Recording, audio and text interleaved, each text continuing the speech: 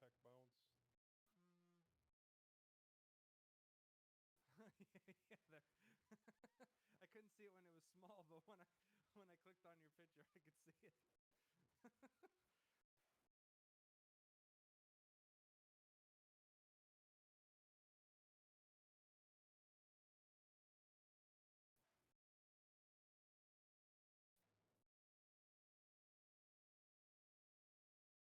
I swear, my freaking tortoise, every time, like I've been in here for an hour and no noise at all, and now she just starts going nuts. Uh, it adds character to the stream. Don't worry about it, though. Can you see that? See what? No, hold on. I have to zoom in. All I can 30 see on it what? is 30 something. Nah, bro, it's too small. 30. 30 years of Linux. That's 30th what I'm guessing. anniversary of Linux. Yeah, we were talking about what were we talking about? That stuff. The Linux Foundation has a 30-year thingamajig going on right now, so I bought a bunch of crap.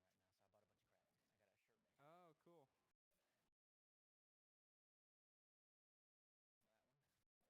Were you gonna buy Nice. me a bunch of them? I think you'd have to get them a little larger for me. That looks a little small, bro. Triple X? Is that what you're saying? No, no, no. Definitely not. But definitely something in the large category. And then, so on the store page, I swear it looks a little bigger than this, but I mean stickers, same thing. This and what was on that shirt are that's what on these stickers. Cool. Sort of. Too much light. Oh, Londoners saying no audio. No audio. So what'd you screw up? I don't know. We'll see. I'll be right back. Sweet, we can talk about anything. Not that anybody can hear us. Yeah, I know, right? Oh, so what's been going on? Me, not well. I mean, I guess kind of a lot. I kind of started using Proxmox on my servers, and Say something. something. Can you hear us Hello? now, Londoner? You gotta let us know. Anything, anywhere. Somebody type it in Telegram so it pops up on my screen.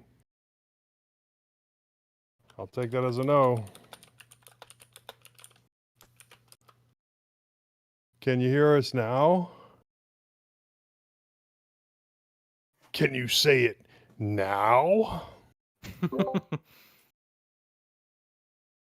All right, I'm going.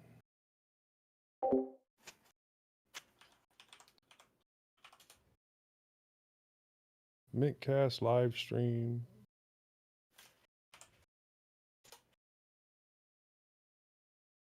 Are we saying anything on the stream? Yes, I can hear myself. It's like talking to my kids. Yeah, I can definitely hear. Yeah.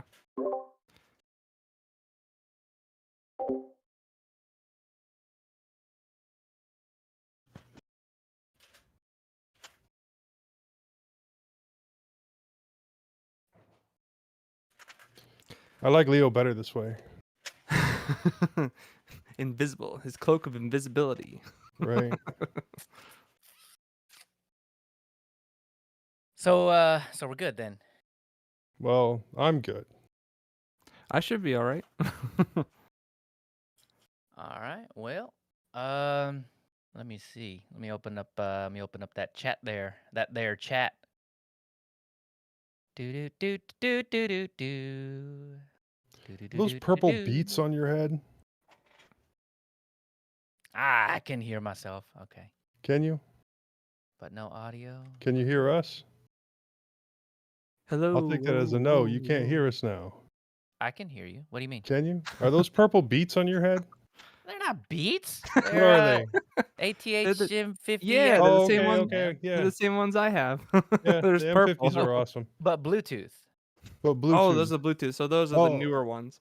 I got the I got a white pair of ATH M50Xs, but I had to spend like $15 to get a Bluetooth adapter for them. But I don't think the Bluetooth adapter yeah, has a too mic bullshit. on it. Mm. So I'm okay the with that idea though.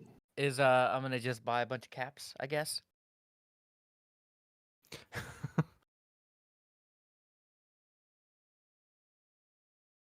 His collection is mounting. Well, that's the deal, right? Oh, you can't really see it very good. I'm gonna have to get like a spotlight to. Yeah, on the side there. Yeah. Or Yeah. just move your camera position a little bit around, so that way your tchotchkes are more prevalent. The Chashki view. It's my what do you call them? My pieces of flair. Uh, All right. Is that what you're getting at with tchotchkes? yeah. Yeah. It's my pieces of flair. See, but now I'm lighter, brighter. We'll play around with it. I'll mess with it.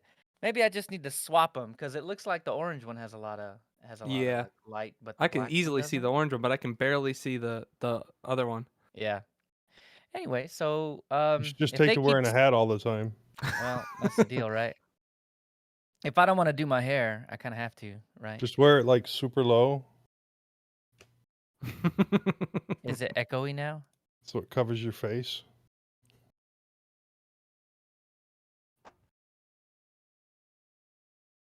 I'm echoing twice. You're echoing. I don't hear any echo. I don't hear an echo either. Sounds good to me. Test, test, test, test, test. Nickelodeon. That's the reference he was going for. So It works. Yeah. I mean, it's probably oh, you know why? It was probably because I had YouTube open or something. No, maybe not, because it only picks up what's out of my mic. Okay, cool. I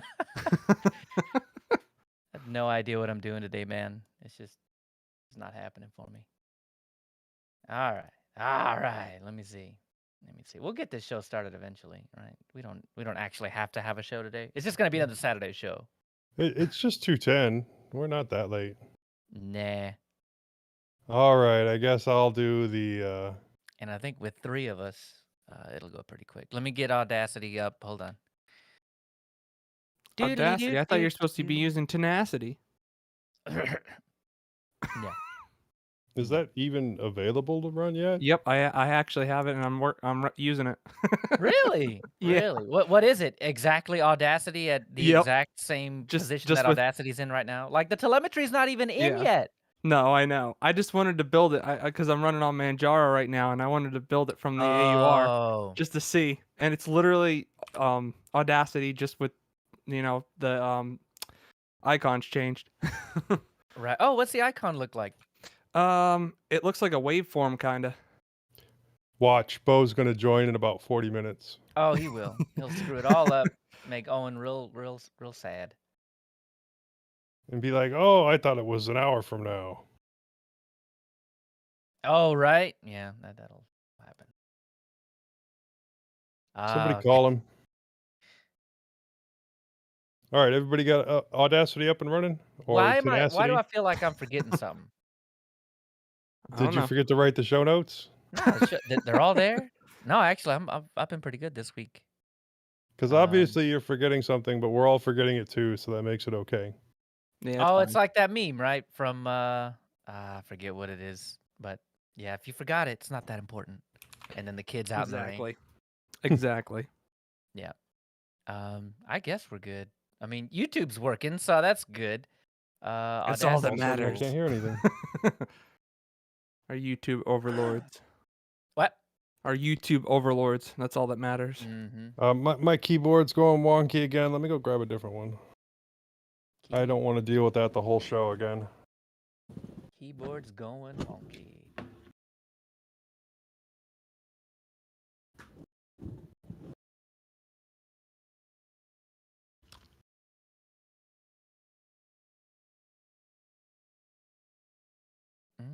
Okay. Have you ever used Vivaldi, Leo? Yes, they're actually way better than I give them credit for. I was just wondering because in Manjaro they don't have Brave, and they have Vivaldi. Well, they do, just not in the official repo. So I figured I'll try out Vivaldi, and it's all right. I don't know. I'm kind of I still like Firefox better. Yeah, I was gonna say just use Firefox, man. Yeah, I just wanted to But give it a try because I always give all the Chromium ones a try just to see. And the one thing that I've found consistently with Chromium browsers, except for Brave, I don't know why, but all the other ones, I get like this weird like stutter once in a while. When I try to click on like a tab or something, it'll just take 1 extra second to actually open the tab. I don't know, it's weird. weird. Yeah, that is weird. Why? And like if I go onto it and I try to move the page up and down with the scroll wheel, it just won't do anything for a second, and then it'll just start doing whatever you were doing. I don't know. Really? It's weird. That is weird, huh? Brave's the only one that I haven't had that issue with. Wow. Firefox doesn't have any issues, so I usually just use that.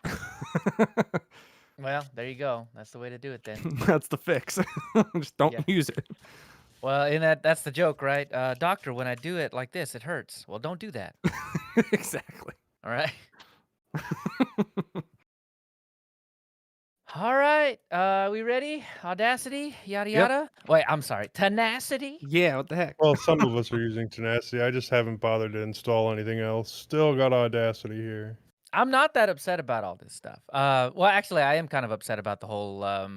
Do we want to talk about that, especially chat, y'all? Do we need to talk about the Audacity thing? I The think new it's thing been that played came out? out just a little bit. Yeah, the Muse Group guy, where he's like, it'd sure be a shame if you got deported back to China, and because you've got this project that's not that's Yeah, critical of the with Chinese government. the I thing with wonder what would happen to you. I know, but like the thing with that is I've heard like 5 different stories on that, and most of them don't seem like he was threatening him. It seems like they were just going through the normal legal channels, and that just happened to be one of the things that could possibly happen to the guy. Yeah, but why would So you bring that up? No, I no, don't no. All right, know. all right. There's an Th- actual This quote th- on this the thing, this sounds like end of show chat. Yeah. or pre-show chat, because that's It where could we're be at. pre-show chat if it wasn't 2:15. Oh, come Oh, on. true. None of the timekeepers are here. We're Yeah, just right.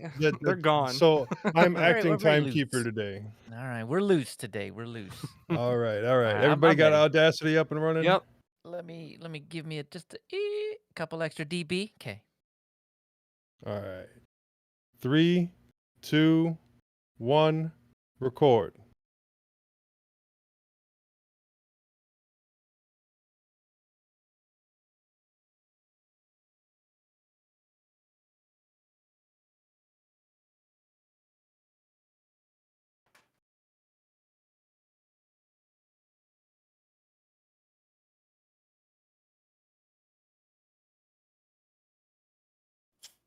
Okay.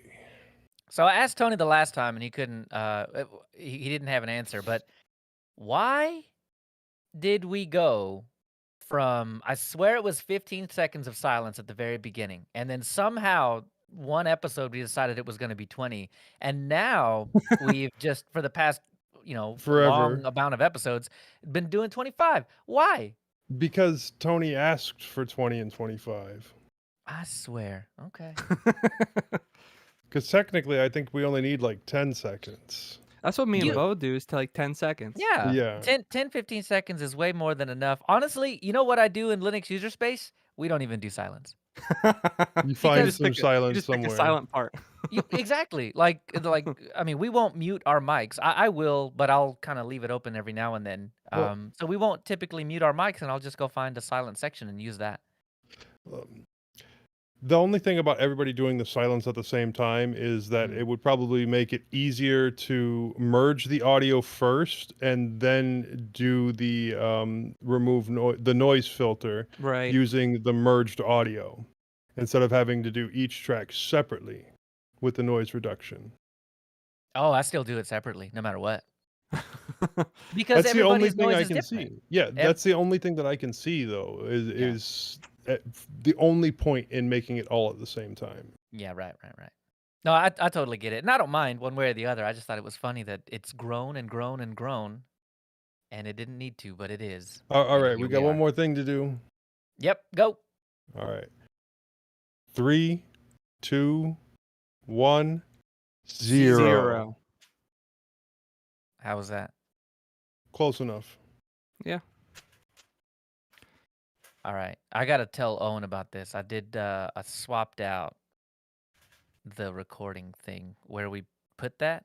That's during the intro. I'm going to put it during the intro of the intro. Josh, Inception. Bo's not here. Last thing, y'all didn't complete the notes. Josh, you get a pass, but Joe, you knew. Top in the highlight part. Oh, I just Oh, left it. yeah. Nope, I Look did at not look know at that. there. Look at there. So Josh, I say just left- something funny.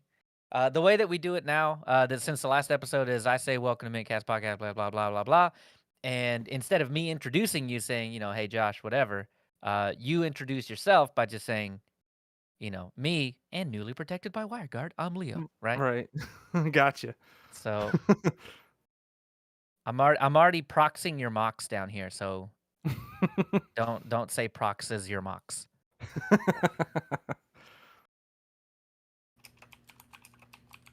And they blame me, y'all.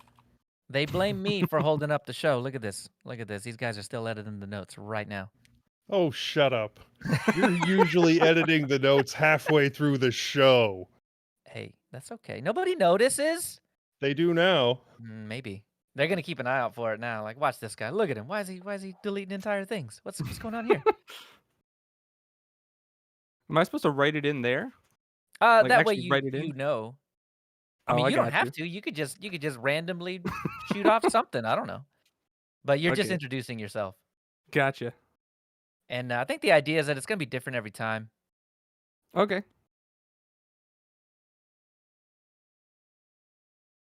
So Joe, you might want to put that in the front with fresh back pain. I'm Joe.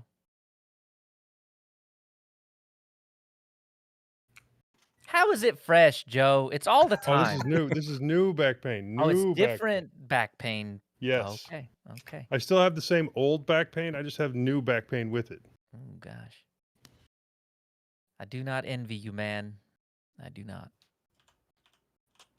Oh, don't worry. You'll catch up. It's coming. How old are you? 35. Wait, Yeah. I'll be yeah. 35 in a month. There you go. It's coming. Granted, I've been a lot harder on my body than most people. Yeah. Josh, what kind of switches do you have? Switch. What do you mean switches? The Keyboard? Oh, reds. Yep. Hey, can you guess what these are? Those sound a lot clickier than reds. Those are blues, man.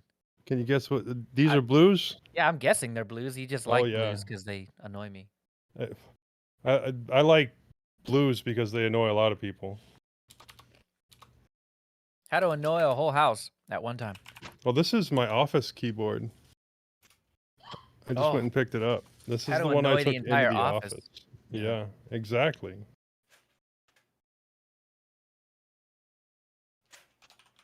Hey, Yusef.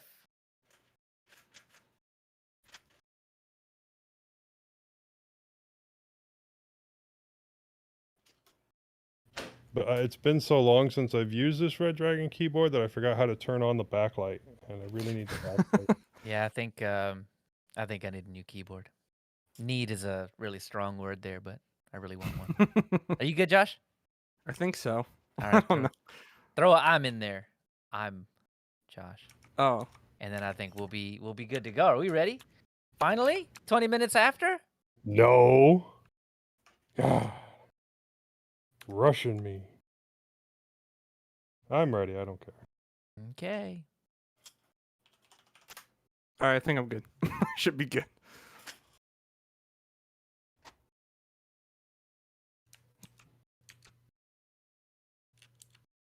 I sure am glad I remembered the IP address of my desktop. You don't have all the ones in your house memorized? No, because it just changed recently. Because I'm on the Wi-Fi now. Wi-Fi. Yeah, the Wi-Fi. You know, that there Wi-Fi. 54G, baby. Woo! All right, we ready? Good? Yep. I guess. I'm Okay, still here looking to goes- see how to turn on this backlight. Here goes the intro music, 15 seconds.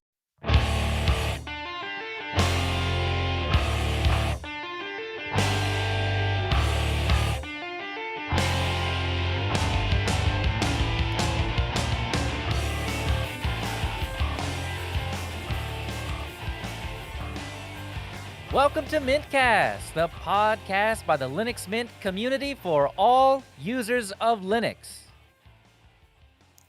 Just flipping file systems, Josh.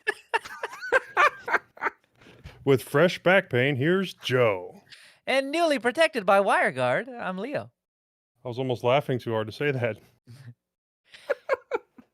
This is episode 366. This is episode 366.5, recorded on Sunday the 25th, 2021. Wait, July 25th, that. Livestream information is at mintcast.org/livestream. If you see something that you'd like to hear about, tell us. Send us email at mintcast@mintcast.org. Join us live on YouTube. Post at the mintcast subreddit. Chat with us on Telegram, Discord, Facebook, or post directly at mintcast.org.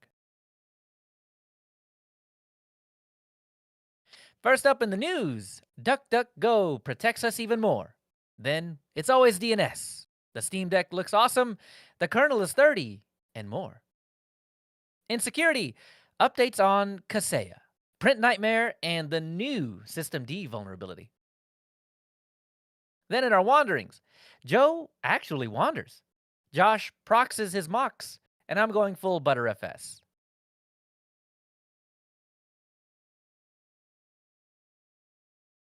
In our innards section, we talk OpenVPN, WireGuard, and staying safe online. And finally, the feedback and a couple community choices.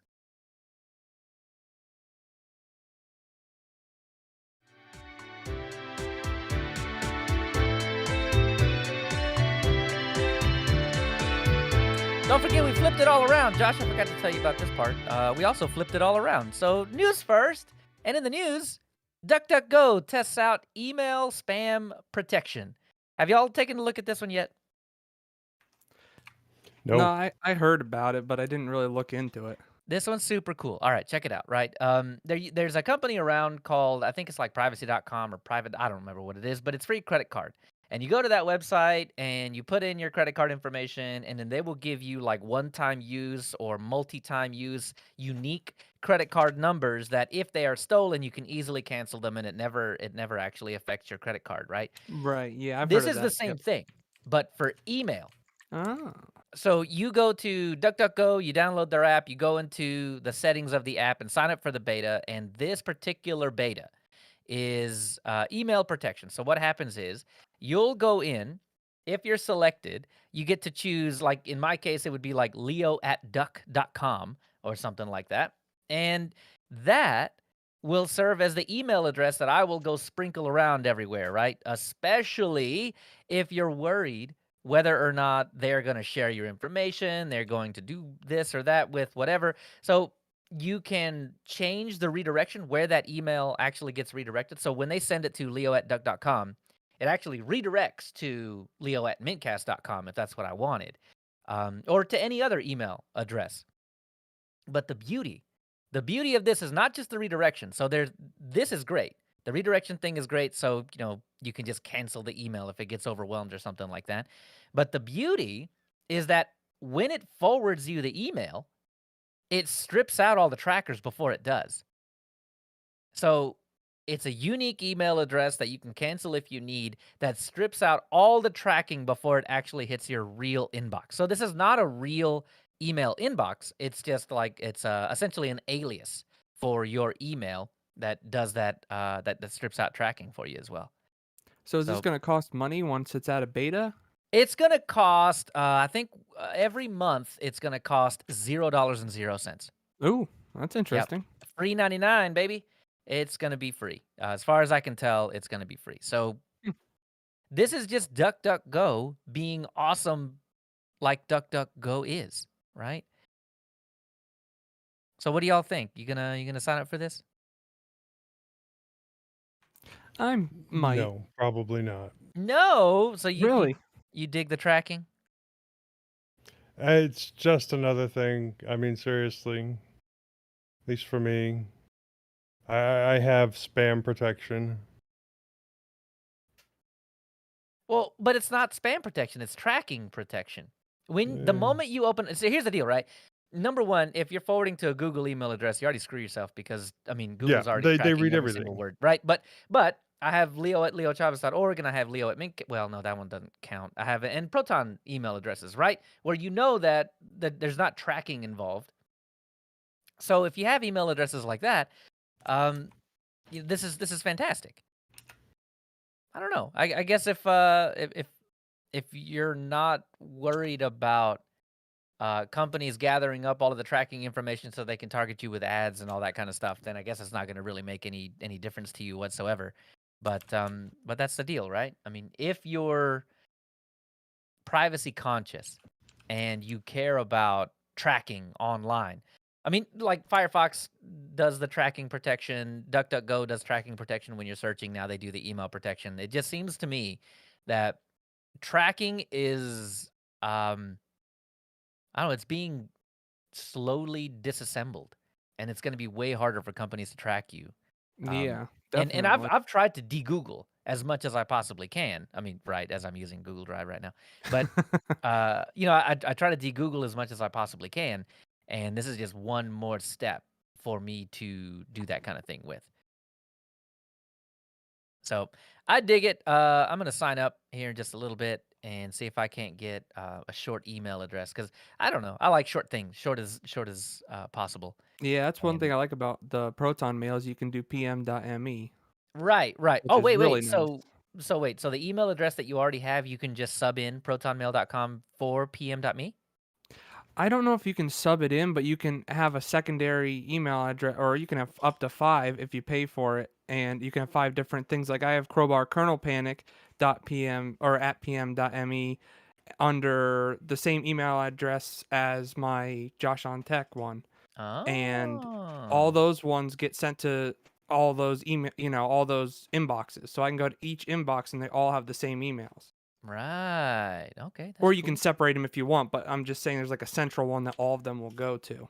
Cool. So Proton Mail plus DuckDuckGo tracking protection and searches Yeah, I think equals that's a good combination if you really very want to. little tracking, Yeah, like if the you the want to get least rid of amount of tracking. tracking. Yeah, really, and then use Firefox with all of that so that Yeah, when you do go to specific websites that track you, which is all of them, Firefox will handle that. I mean, I think we're in a really good time right now as far as tracking goes, definitely. because we can block most all of it, and I think that's fantastic. Won't you I think can't the argue with that. Googles of the world, though, they need your info? How do you No, they think said they said they don't need it. They're gonna get rid of the cookies. They don't need it. Uh-huh. yeah, they do need it because they're gonna put you in a cohort with Flock. So, Cohort, whatever. yeah. So, thanks, Londoner and Anonymous Technophile, for that link. And then the next one is, were you able to not get to websites this past week or so? Because, Akamai broke DNS. Akamai is reminded that, whatever problem you're having, whatever network issue it is, it's always DNS. Always. Always DNS. And I think that's, yeah, they put out the, "Hey, we're investigating this." They should have just, yeah, it's probably DNS. That's what the tweet should have been. It's probably DNS. Let us look into it.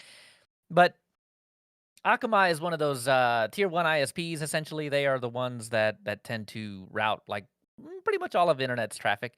If you're going anywhere long distance, there's a good chance that you touch Akamai's stuff. But anyway, over the last week, there was a huge outage that was the fault of Edge DNS that took down websites like Steam Powered, UPS, Warframe, Home Depot, McDonald's, Delta, EA, Chase, Capital One, Costco, Call of Duty. Anyway, long, long, long list of things. If you're watching the video, you can see, and this is just some of them. But yeah. So if you were wondering why you couldn't get to your favorite website for a little while, yeah, that was this, and it was on July 22nd. All of this stuff went down. It was about 30 minutes to an hour that people were really having big issues, and then slowly but surely everything started coming back up.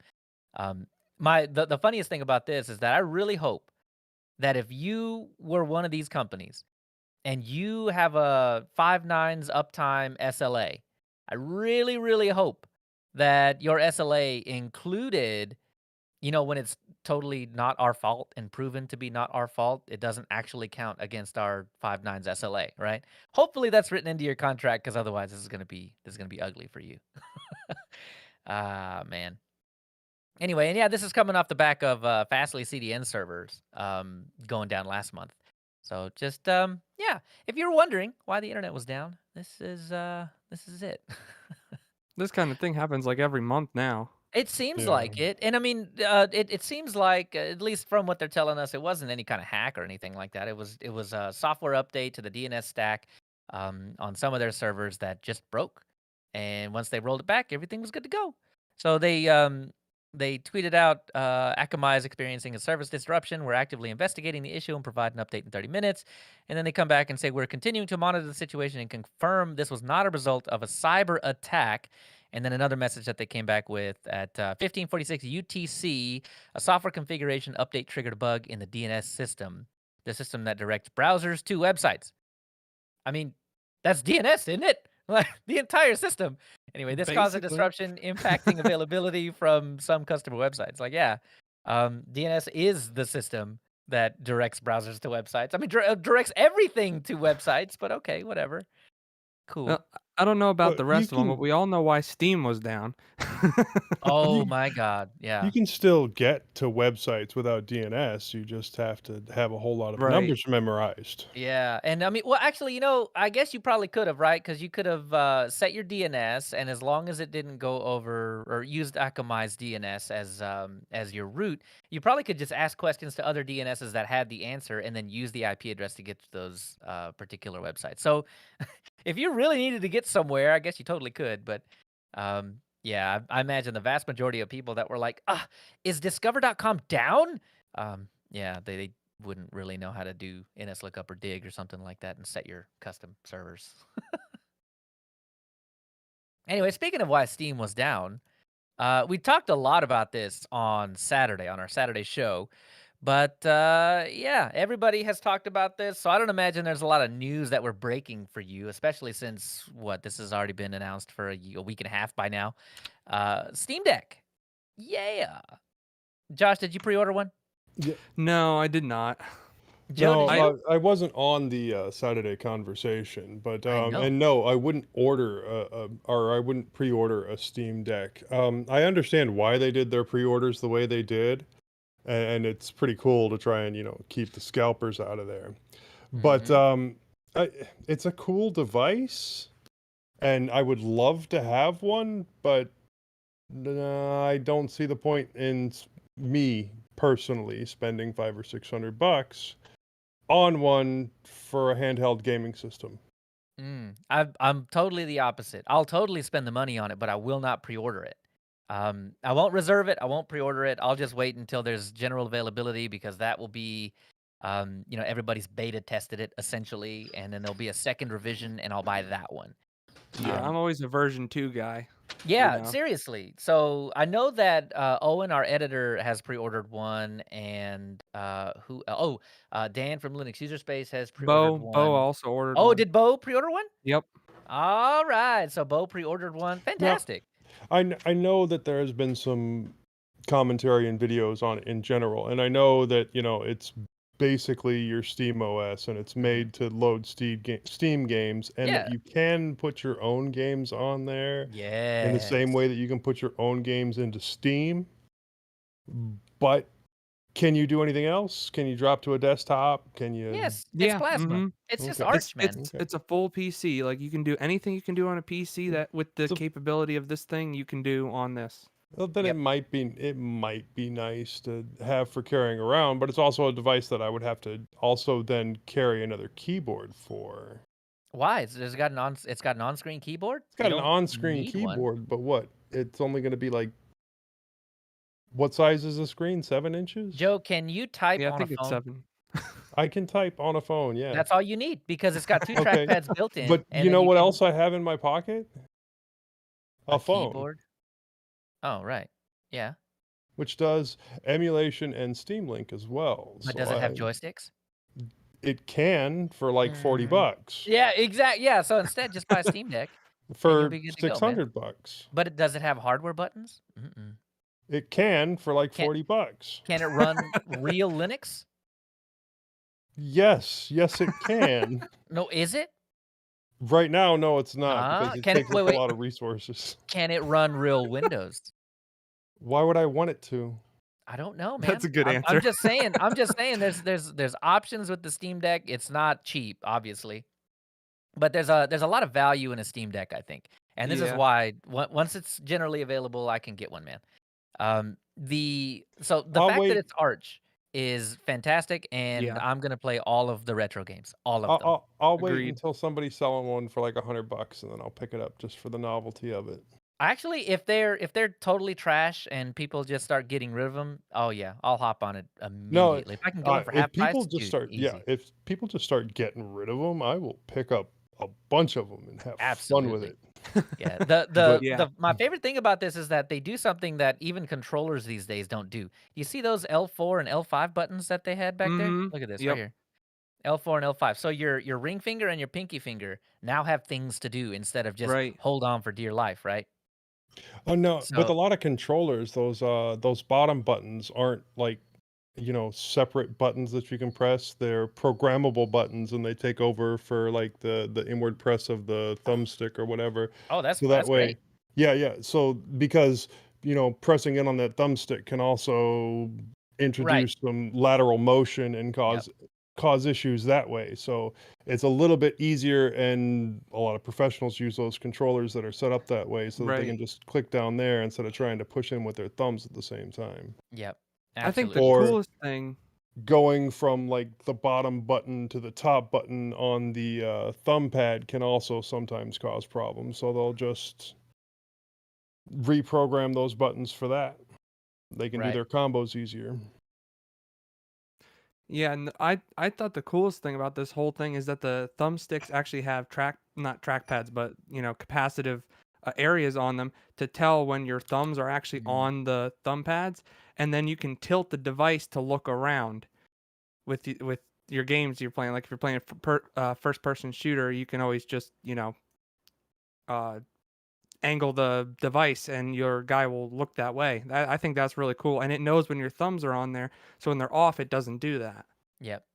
Yeah, that is really cool, man. I mean, I think there's a lot of thought that went into this thing, man. Oh yeah, I think definitely. directly it's a Switch competitor. Yeah. Oh But yeah. Nishan in the chat says it looks like a PS Vita, and it kind of does. Mhm. But I think the thing that's gonna make it or break it is the battery. It's 40 watt hour, but that doesn't Yeah. really mean They're much. I they're mean, 2 to 8 hours. I'm like, right? Like the range what is does that so mean? massive that it doesn't even make any actual sense, and you'll understand when you play with it. And Right. that's the kind of thing that I'm waiting for, right? So if like this 40 watt hour battery really only plays for an hour, they were just being very generous with it, right? Like, oh, Right. obviously you would have turned the brightness halfway down so that you could get the 2 hours, Yeah. right? Like, Yeah. yeah, we'll see how Why do that you need to goes. see anything? Just a video Right. game. Right. So I mean, yeah, I appreciate the number, but it's not going to tell us anything until Another we actually question I get on have, it. I don't know if you guys know, but does it have a fan inside? Because it looks like it has exhausts It on the bottom.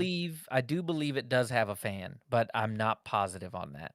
Um, but I imagine it would only kick on when you're in an extreme gaming situation and Yeah. getting 2 hours of battery life, right? Yeah. That'd be hopefully. Yeah. But I guess my big thing here is that expand your library with a micro SD card. That's my absolute favorite Yeah, thing. that was definitely a good decision on their part, especially with the if you get the low version, the 64 gigabyte version, you're Yeah. gonna have to have a SD card. There's no way to get around that. Yeah, and I mean, I would go for the mid-grade version. I don't need the massive Yeah. one, but the way that No. they were kind of talking, it seemed like maybe it was user serviceable. I Well, don't know. yeah. The way it's set up, the 64 gig is eMMC. So I wouldn't expect that to be like user replaceable or anything. But that middle tier, it says right on it that it has an M.2. And if it has an M.2, you can replace it. Exactly, right? I mean, Right.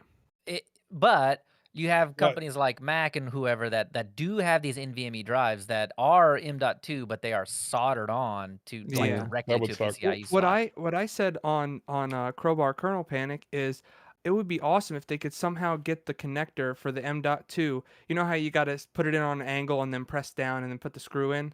Yeah. Well, it'd be awesome if they could get the connector to just be able to slide in, so you can slide in an NVMe right from the top and go right in. You can swap them out, Yeah. freely. Do That something would be more amazing. like a RAM stick or something. Yeah. Yeah, Yeah. exactly. Well, Yeah, that's cool. what would be nice is if the low cost one, I know that one was like what 350 or 399. 399, Yeah. which is significantly less than the one with the M.2 in it, but you can pick up M.2s.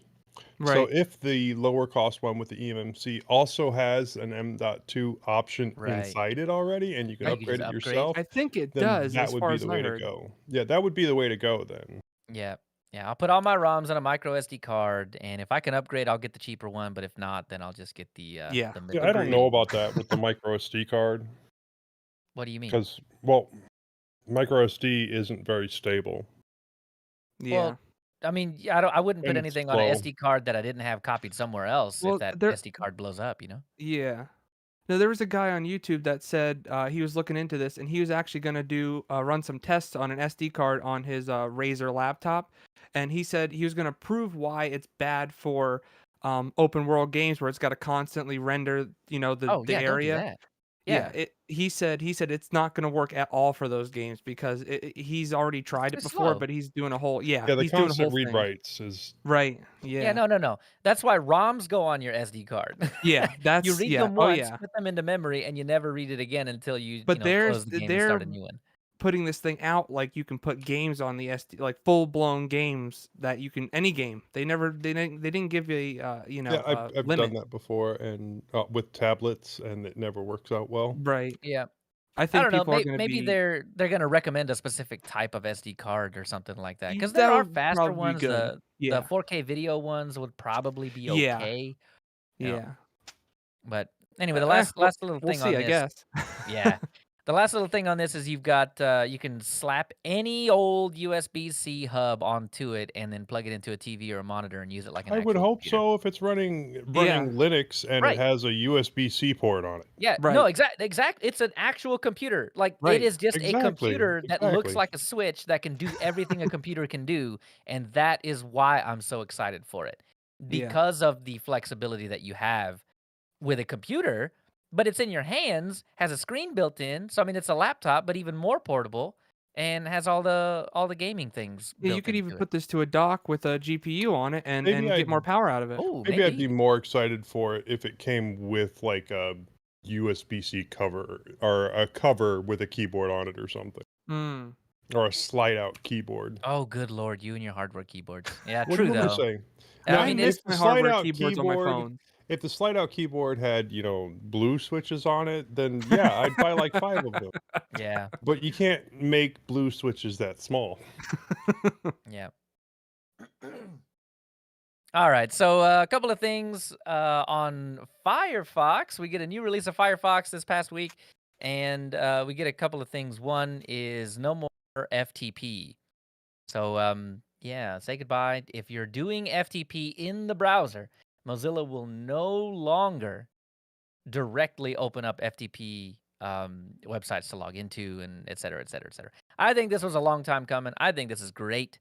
But Mozilla also allows that you can just download an extension to handle FTP if you just have to have it in your uh just in your thing in your browser, I guess. Um, Yeah, that's a smart way. Let the people choose if they want to open a hole in their system. yeah, I mean Yeah, that's don't get me wrong. basically it. FTP is useful, but, SFTP exists. Yeah, Right. What's the big difference? I mean, obviously know it's encrypted, encryption. but Yeah. what's the hurdle between using those two, like to switch from FTP to SFTP? It's just two totally separate protocols that don't Yeah. talk together. So I Oh, mean, okay. Yeah. Okay. you would have to set up a whole new. Basically, the people that Right. wrote SFTP wrote it from the ground up. They did not Okay. take anything from FTP. Yeah. Right. So that's And why everyone's kind of annoyed that they can't use it because it's not like you could just switch right over to it. I mean, I guess you just go download FileZilla that's available in every single repository ever and just use that. That's fine. But I True. mean, or get the extension in Firefox. So I mean, Right. they're taking it out of the browser for security reasons, and you can put it back for anti-security reasons if you want. So I mean, that's the deal, right? You still have the choice to make your stuff insecure, but that's up to you. The other thing is you can set up exceptions to HTTPS only mode. So Firefox has had HTTPS only for or the upgrade thing, right? It was the EFF was produced a extension that was HTTPS anywhere. Is that right? Yeah. Yep. And Firefox just folded in that ability to the browser itself. So everything is HTTPS first, and then you can go through and decide, whether or not. And so there are exceptions to that now in version 90, where you can go into about preferences #privacy and go set up exception. So if you want the website to render an HTTP first, you can go set that up as well. So again, choice. You want it insecure? That's fine, but you got to go do it yourself. And a nice little thing is print to PDF. So if you right click on a page or something like that, and you print it, or where is it? Where is it? Right here. Control P on a page. Whenever there are hyperlinks in that page, the hyperlinks will now work in the PDF. So that's kind of cool Oh, too. that's cool. Yeah. That's That actually really actually nice. is really cool. Yep. There was another upgrade. I don't think any of these are Linux related. Rare crash on shutdown. I think a lot of these are just little bug fixes that we'll probably get in Linux Mint in a little bit. But we should already be on 90. And then, oh yeah, look at that, fixed menu styling on some GTK themes. So yeah, some Linux stuff that should be coming down here pretty soon. And Clayton and Telegram added a link to 20 terabyte hard drives. Josh, you already got 3 of these on pre-order or what? I wish. That'd be amazing. I wouldn't Right? even. I could just forget about RAID at that point. Oh my gosh, right? I wish I could do that. Like if I could afford 12 terabyte hard drives, 15, whatever, I wouldn't even use RAID because I'd be set for a long time. Yeah. I said the exact same thing I'm going to say now when the 16 terabyte hard drives came out. Uh-huh. Good. That means that there will be more 8 terabytes on the market, so that way I'm paying Exactly. less money for those. Definitely. Exactly. I don't That's a I don't great even need thought. a single I don't even have that much storage total. No, I I don't would be either. fine with, one of those. But Because they're going to be insanely expensive at this point. Yeah. yeah, in Oh the yeah. thousands of dollars probably. Yeah. It will push down the price of everything else. Yeah. Because Yeah, absolutely. don't the higher terabyte ones need to use helium, or is that just a different technology? Some do. I don't Okay. know. There were 20 terabyte enterprise hard drives that were using helium. Okay. But I don't know if these use helium or not. I don't Let's know see. much of anything Hammer about them. technology. What is Hammer? Ooh, that sounds fancy. Oh, Sounds bad actually for a hard drive. heat assisted magnetic recording. Oh yes. Yeah, So yeah. not helium based, Not that I No. can look at the head on this thing. Oh my right? god. Wow. That's how many It's a platters lot are of in moving there? parts. Yeah, that is. Holy crap. Jeez. I mean, I really What hope. the heck Oh wow, happened there? it's multi-actuator. So there's more than one. What happened where? Ooh. Did we lose the live for a second or something? Am I the only one that heard it? It was something What- on my computer? Maybe it was I on didn't your hear it. computer? Had to be. Yeah, I don't know. Anyway, so using Hammer, ooh, it sounds so strong. We can get 20 terabyte SMR hard drive. So SMR, that was shingled, is the type of drive that everybody got all in a tizzy about Yeah. a couple of years ago, when some of these NAS drive producers didn't tell you, and then there was a huge Oh, performance you hit mean for having Western Digital? SMR. Oh yeah. Well, it wasn't just Western Digital. I know It Seagate. wasn't? Seagate didn't have a lot of it. I know that in their Iron Wolf series, there were none. But I Right. think they do have SMR drives. They just Right. they didn't. But I think Western Digital didn't tell you, and Right. Seagate did tell you that Yeah, they it were. was They in were the trying to hide it.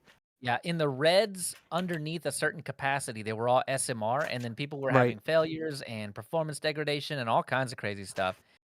So yeah, this first batch of 20 terabytes, don't run out and buy those if you actually need a No. performance package. So it looks like the PMR drives are going to come out in the second half of 2021. So I'd imagine, I don't know, round winter time is would be my guess, but no telling. Just keep an eye out for that. If you care about performance, try to avoid the SMRs and then go with the And PMR that comes out a little later. even after they do come out, it's going to take a little while for other hard drives to start coming down in price. I mean, I Yeah, think the price right now for an 8 terabyte, you can pick them up for around $150 on Right. Amazon. yeah. So maybe they'll come down to 125. I guess we'll see. I hope When so. they can come down below 100, I'll be happy. Then I can afford it. Right. Yeah. All right. Well, thanks for that, Clayton. And then the Linux Foundation, go buy some crap. If you want to donate, but you like to get something back, this is it. I've already spent my money. I've got plenty of stickers. I got a T-shirt back here. I got you can barely see it in the video, but the hat's up there. That's it. Go get yourself some stuff. These stickers are kind of cute. They're smaller than they look. I swear they're maybe 2 inches tall. So, don't expect huge stickers. I don't know why I expected them to be so big. It never actually said. It probably told me how big it was. Yeah, it did. And I just didn't pay attention. Oh, you know why? Look at that. That's why that picture, it ain't that big. It is not that big. Huh. It is That's it is interesting. it is I mean half the size of that. Like, That I think is why go through the time and effort to Photoshop it onto there when you could just stick it on and, like, I don't know. Whatever. because I'm the not a stock marketer. image company that gave them this photo did it for them and did Oh, not pay attention to the that's size. true. Yep. That's what happened. That's true. The hat though is hat sized, so you can buy one of those. I would imagine the mask is also mask sized. So go get Some some stuff. masks are smaller than others, It is true. and that does not look like a quality mask. Yeah, I don't know. It might be the insert You know, kind where you can it put in the looks like filter. a $6 mask. 7 inches wide, 5 inches tall. So if your face is massive, maybe not. But yeah, go if you want to support and get some cool swag. I guess it wouldn't be swag, it'd be merch. But yeah, go get some stuff and support the Linux Foundation at the same time. Yay! Just a public service announcement. If you're on Ubuntu 2010, the Groovy Gorilla, get off of it because it's dead now. It is dead. No, not the It's. Groovy Gorilla. I They killed know the gorilla? they needed to save the Groovy Gorilla. I I love know. the That was, element. like, I think that was one of the best names, Yeah, if not the best name that they have ever yeah. had. It was I awesome. I I appreciate that they have things like Hirsute Hippo and stuff like that. But I mean, I don't Yeah, know, man. Fun with it. I like the fun ones better. yeah. And Disco nobody. Dingo, that was a good Yeah. one too. And nobody that cares about, Enterprise Ubuntu cares about the naming scheme. They're just, this is 2010. This is, I mean, actually, they don't care about anything that's likely not the LTS. So Yeah, yeah, exactly. be fun with it, man. Be fun with it. But they might go the way of Android and just drop the naming altogether, which is probably, if that ever happens, I'll be sad. Yeah, well, And gotta end eventually. and no, it doesn't. It doesn't though. Not that. So one last thing, DebConf will start August 22. So thanks Felipe Maya for that. He came into Telegram and added that little tidbit of information. So if you are interested in Debian Conf number 21, the registration is open since June 5. Go take a look at that, get all signed up, and join. Look at all those sponsors. Look at those. Yay. Google. I mean, look, Google relies on Linux more than Debian's in Linux Google's relies on pocket. Google. Oh, right. That's it, man. That's how you know. That's how you know. All right. Well, that'll do it for the news. So let's head down to the security update.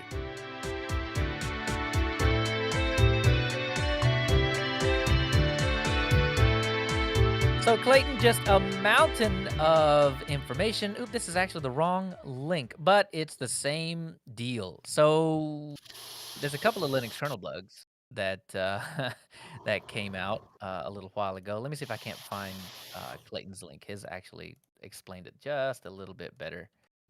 System D. There it is. Yeah. So there were a couple of bugs in Linux, man. That and here's the thing. That's a Not lie. There's never bugs in Linux. right. Yeah. Just things we haven't fixed yet, right? But there were a couple of bugs in Linux that allowed essentially the privilege escalation. I mean, it allowed a lot of things. It's a buffer overflow. So here's the deal. If you can create a directory structure that is larger than 1 gig, right? Right? Exactly. That's already a big ask. If you can do that, then you will overflow the memory in the file system, and you'll just be dropped down to a root prompt. So horrible, horrible, horrible. Qualys actually put out a proof of concept bug or a proof of concept. I put what's the word hack. My mind is just not here today. But anyway, an exploit. That's the one. Proof of concept and to prove that this actually works. And mm, mm, mm, mm, mm. I mean, that's a So little scary if someone's got hold of your system, I guess. right, yep, that's it. And then so the cool thing about this though is that I mean it was all disclosed properly. Everything was done the right way. Linux was able to, or I mean the kernel devs were able to put out a patch before anything was, I guess, at least public. So if you're on Ubuntu or Debian or any of the derivatives, you've already got a patch. Go just update. Just run your updates and you're going to be good to go. If you're on a faster moving distro that lives on current kernels, then 5.13.4 is what you want to get on, and you'll be patched. What about for the LTS kernel? No, the LTS kernel. Oh, the LTS kernel likely already has those patches. I don't know what it Alright. is. I'm gonna go look and make a wildly inappropriate statement that 5.10.53, which was updated today, will likely have those patches. Probably. Yeah, you're right. Yeah, 5.10.53. Go get on that one. I 5.4.135. actually Go think get I on got that that one. update today. Yeah, and then if you're on mainline, or if you're on the stable kernel 5.13.4, but .5 is already out. So yeah, They're so where fast.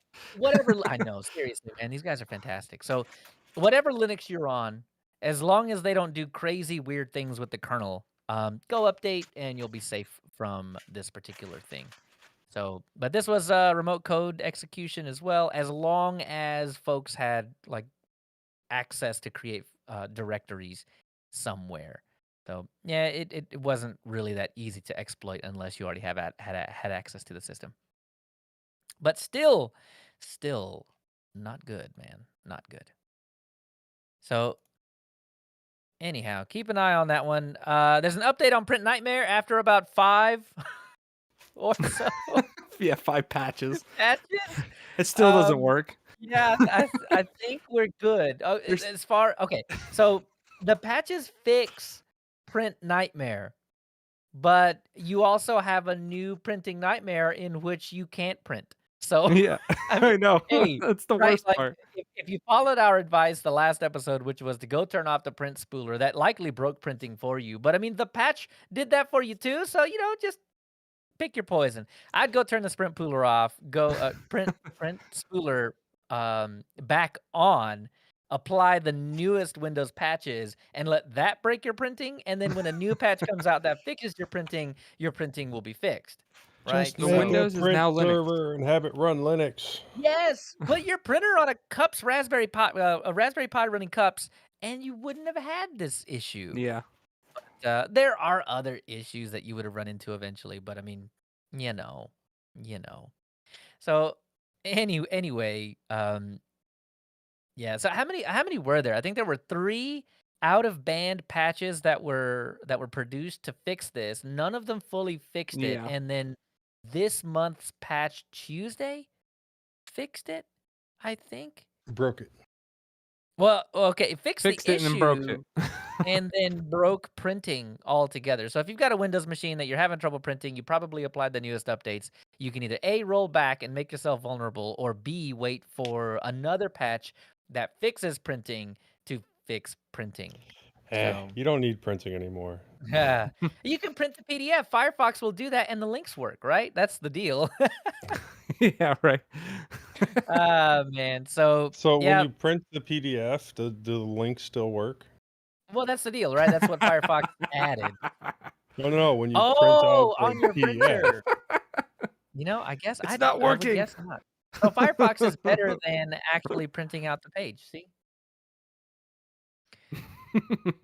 Oh man. So the last little thing that we have in our security digest is a digest update. I don't know. I'm telling you, man, Brain's just not here today. Security Digest. Yeah, security digest. Um, is that Kaseya. So we reported on Kaseya last time as well. We did a Kaseya Print Nightmare pair and then updates on both of those. So Kaseya, there is now a decryptor for anybody that is affected by Kaseya. So yeah, if you'd gotten hit by Kaseya and you are still in the figuring out stages of what to do because you didn't have backups, because why would you have backups? There is a decryptor out there now. So, yep, go dig that up. That will likely help you out and maybe get you back to a working state. But just as a recommendation, after you've decrypted everything, nuke and pave. Nuke and pave. Once you have spyware or adware or malware or any kind of ware yeah, on your machine, there's no way you can be guaranteed that don't it's try gone. to save your system. No, just nuke and pave. I don't care what operating system you're on, just nuke and pave. All right. Well, that does it for the security update. So let's head down to our wandering.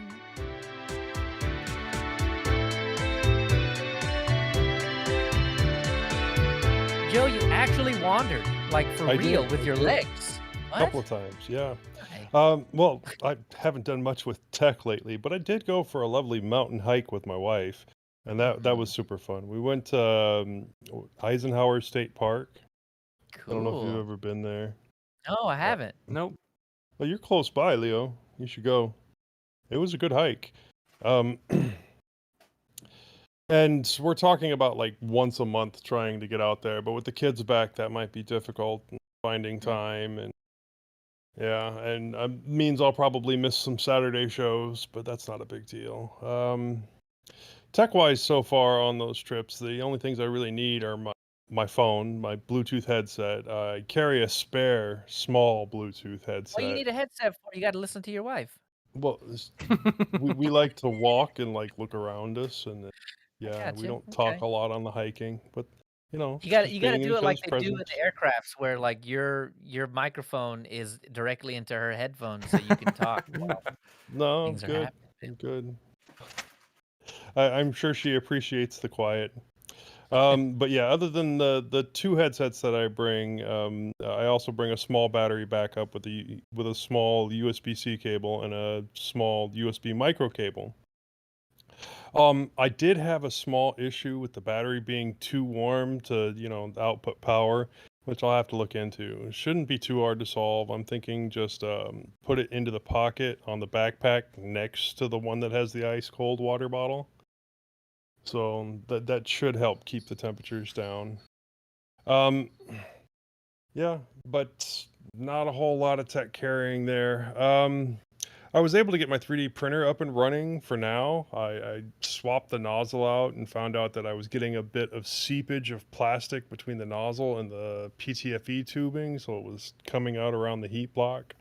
So I was able to get those a little bit closer together. I'm going to need to replace the PTFE tubing with a bit of Capricorn tubing if I want to do materials that require you to get a little bit warmer and work on my settings again, but that shouldn't be too much of a problem. So I do. is that a different issue than you were having before with the box getting moisture in it, or it was snagging or something was happening? Yeah, that's a completely separate issue. Oh, okay. It might it it actually might not have been as much of an issue as I thought it was with that um, rubber tubing kind of Right. becoming more tacky. It might be this issue because as the material was seeping out and hardening, softening and hardening, it was restricting flow through the PTFE tube. So the pressure that was being put on it to go through just wasn't enough, which is why initially piece of rubber. Um, allowed more freedom of movement, so it worked for a little while longer. So I can probably put that piece back on and help keep out moisture a little bit more, and it should work. So this might have actually been the only problem there. And I did pick up some Capricorn tubing, but I want to use the current PTFE tubing that's there until it's like completely done, you know. And then the Capricorn tubing, you get enough to do it basically twice. So, and I do know that on the one end where you're sliding in the filament, you got to kind of bevel the inside of it to make it a little bit easier. Right, so it doesn't So, grab. Yeah. right. So it doesn't get caught up on the edge when you're trying to slide it initially into it. And so I've been printing again. I printed several replacement Y brackets for some Skull Candy Hesh 3 headphones and got those up and running again with a couple more to go. My kids absolutely love those headphones, and I have not heard any complaints from listener Dustin, who got one from me for his kids to use He's for just being schoolwork. nice, man. He's just being It nice. it could be, but you know, yeah, we haven't talked a little while in Telegram, but he does know how to get a hold of me on they break because he knows I'll just print out some more and send them to him. So I have some more headphones to get rid of now. Eventually, both my daughters have one of these headphones, and like I said, they love them, and they use them more than the crushers that I get. Mostly because the 3D printed Y arms hold together better than the Hesh 3s, as opposed to the 3D printed hinges for the crushers. Joe, It do you took them still a have any mintCast stickers? no. Did I Oh ever man, have I any was mintCast gonna say if stickers? they buy the headphones, then you could just send them a sticker. Did I ever have any mintCast stickers? I don't Oh, think I I don't know. did. We bought some a while back, long while back. I I don't think I think got any. Tony got some. I got some. Somebody else got some too. But my kids, it took them about 1.5 years to wear out those Y arms, and like with the new set that I printed, I just swapped out their old headsets with some of the ones that I had just fixed from that large set of broken ones I got a few months back. So I have like 6 more Y arms to print because I got 2 more full headsets and then their headsets one side on each. So that'll be fun. This also means I'm starting to whittle down the number of broken headphones that I have from that giant box. And I haven't had any luck selling the nicer ones on Facebook Marketplace, but I'm not too worried about that. They'll either move or on them end up giving them away as presents or something. I got a couple of really nice ones left. Like the what was it? The ATH M50Xs, the Audio Technicas. Those are awesome. Now, I Right. don't necessarily like them because I don't like the padding on them. They're very narrow and they kind of sit on my ear, but they do sound great. Um, I have not had a chance to fix it yet, but my daughter had a hard drive go bad on her laptop like last night. Which I don't find surprising because I put an older one in there when I got it. Um, I think it was a year. I think she's had it a year now. But in the meantime, she is using one of my Linux Mint laptops to get her by. Maybe I'll make a convert out of her yet. Um, drove to Mississippi to pick up my other 2 kids yesterday. That was a fun day of driving. And my younger 2 kids are now home and getting ready for school, and Fun times. that's expensive. Yeah. Yep. On the drive thing though, I had my daughter too.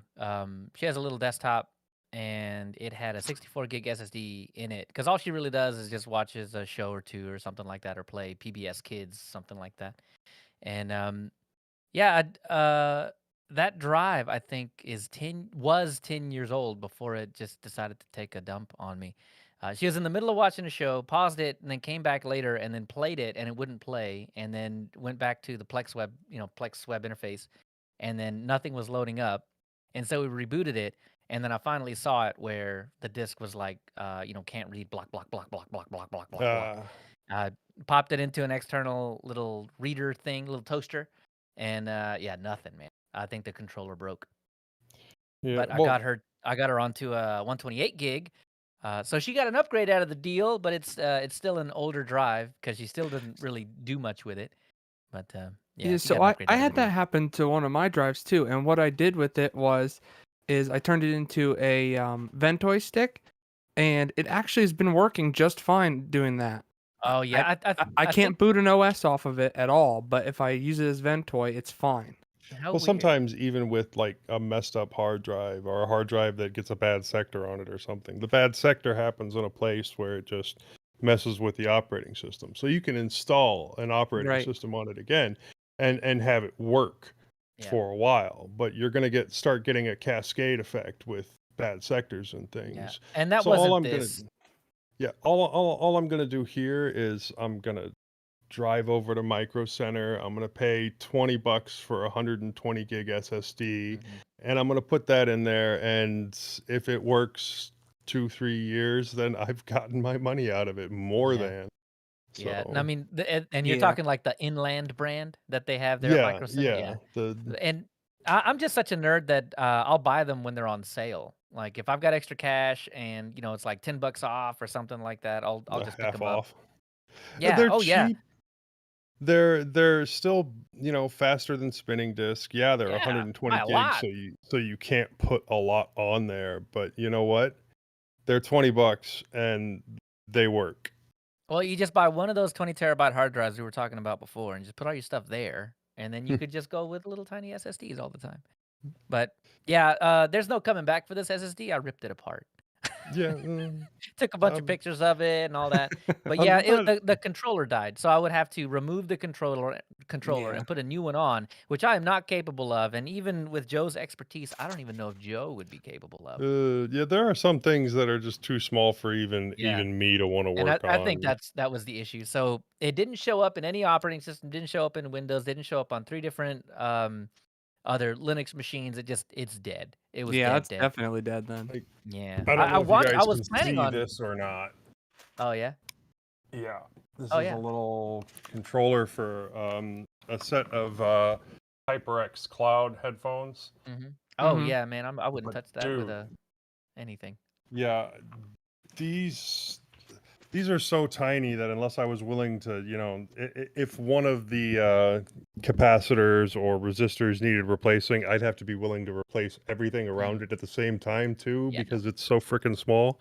Yeah, just no, Yeah, it's not worth it at that's that point. pretty small. Yeah, it's microscopic.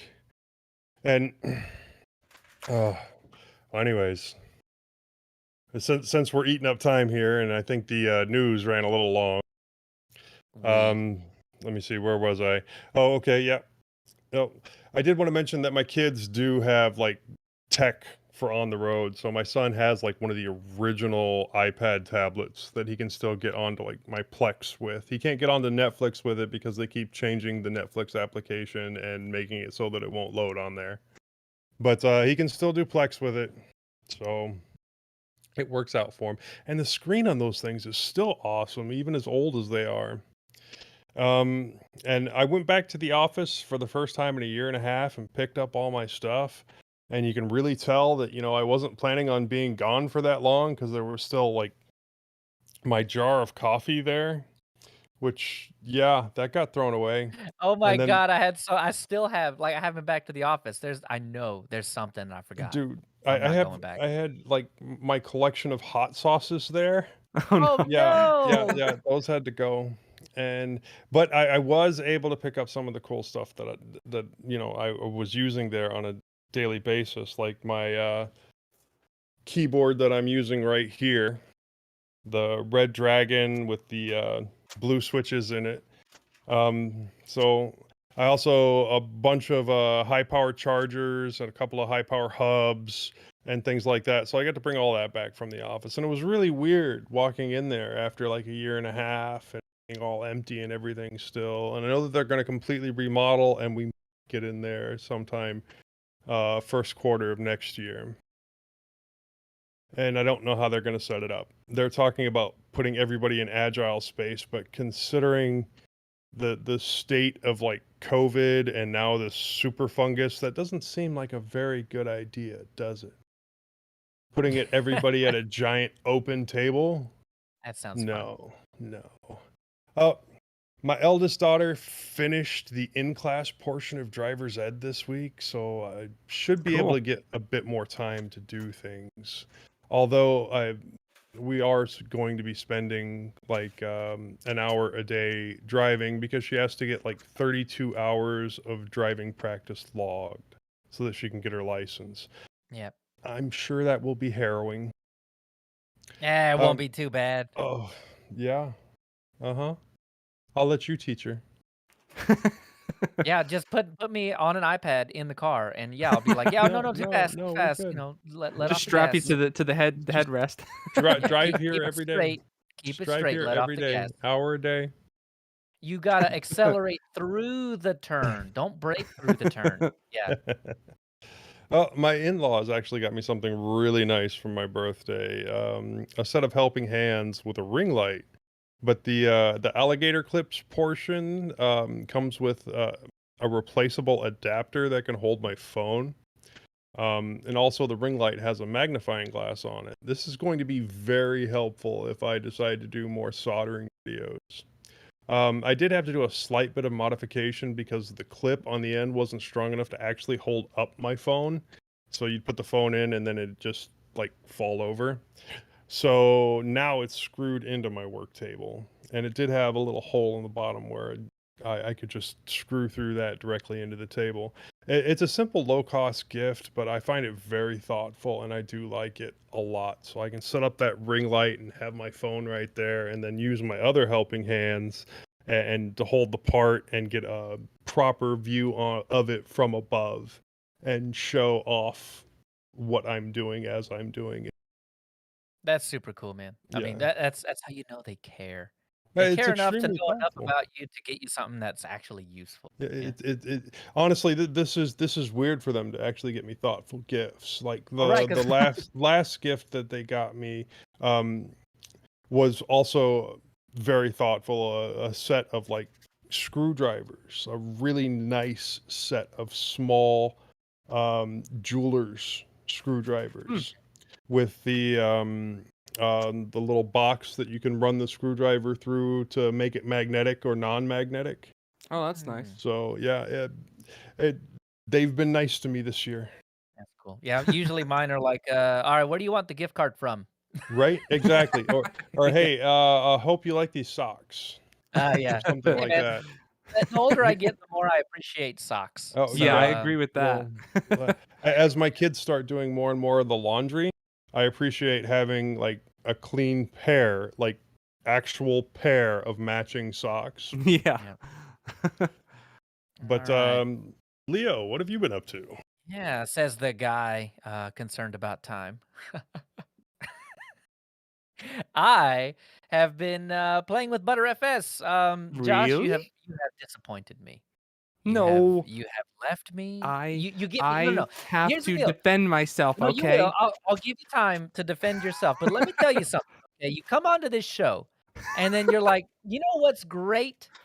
ButterFS. Let me tell you why. And then I get real excited about it. I'm like, wow, that's no joke. It's built into the kernel. It's part of every operating system. I don't know why I wouldn't use it. It seems to have way better things that than ext4. It integrates directly with TimeShift. There's all these benefits to it. And then I start doing some digging and figuring it out. And I think now I'm actually now at the point where I'm pretty convinced that I'm just gonna nuke and pave everything and just start over with ButterFS. Because with a little bit of work in Linux Mint, and I assume this is Ubuntu's handiwork. So Yep. thank you, Ubuntu. You go into the installer, all you have to do is the manual partitioning, you create your EFI partition if that's what you want, and then the rest of it is ButterFS. Just one big old ButterFS, and then Yep. just press next, and you're done. And then at home and at root are created automatically. So the beautiful part about this is that in TimeShift, I'm not even joking. You start TimeShift, you do the new session, like you create I don't know, the little checkbox, and then you click finish. That's it. That's all you do. You don't have to think about it. You don't have to press buttons. You don't have to make decisions. There's nothing. Open Yep. up TimeShift, click OK, and now you have snapshots for the rest of your days. No matter what dumb choice you make, it will fix it as long as the dumb choice that you made was not in at home. Because by default, it just does root, which is, if an update breaks your system, if a kernel doesn't work, if you just need to roll back real quick or something like that, it'll You handle can that. also have it do at home too. You can, but that will take probably a lot more space Yeah, because over as time. you exactly. Yep. But I mean, it'll handle it. That's one choice, one checkbox. It's in the wizard. You don't even really have to worry too much about it. You check the box and you're done. But it's fantastic. It's absolutely fantastic. And while I haven't done any benchmarks, I swear to you, it's faster. I It is. swear it's faster than EXT4. Like I know I'm really splitting hairs here when I say I click a button I click Firefox and on EXT4 it's like instant, And you but you haven't done any tuning, right? no, At all. no. I'm telling you, If you do everything is the default. tuning, you will notice a difference. So you're telling me that on EXT4 I click on Firefox, it's instant, and then on ButterFS with no tuning, I click on Firefox and it's more instant? I don't know how that's physically possible, but I swear to you it's true. And you're telling me I can get even more speed out of this? Mhm. Do I have to do funky things with the kernel? All you gotta do is go into FS tab and just add some options to the FS tab. So there are options already created. I'll have to go in. I only have this done on one system. I haven't gone, Y- full nuke Yeah, cave yet. as far as I know, the only options that it does now, this I haven't done it in a while. I haven't installed it and actually looked in it. But the only options that I know of are it does it sets your sub volumes as your root and home, because that's where it says sub volume equals home, sub volume equals root. That it does that, but then all it does other than that is just say default, and all the Oh, default settings of ButterFS are applied. okay. There's And other so things that you can add to it. If you well, you can still have the default there, but then you can add other things to it. Like you can tell it to be specific to SSDs, which is it already does that with default. It detects what it is, but there's other things you can also add to it. I have a whole not a script, but a whole um what do you call it? A text file that you add to the installer so that it actually applies these while you install it. cool. And Okay, I'm gonna it need to steal that yeah. from you. Yeah, I can But get it to you. I have it.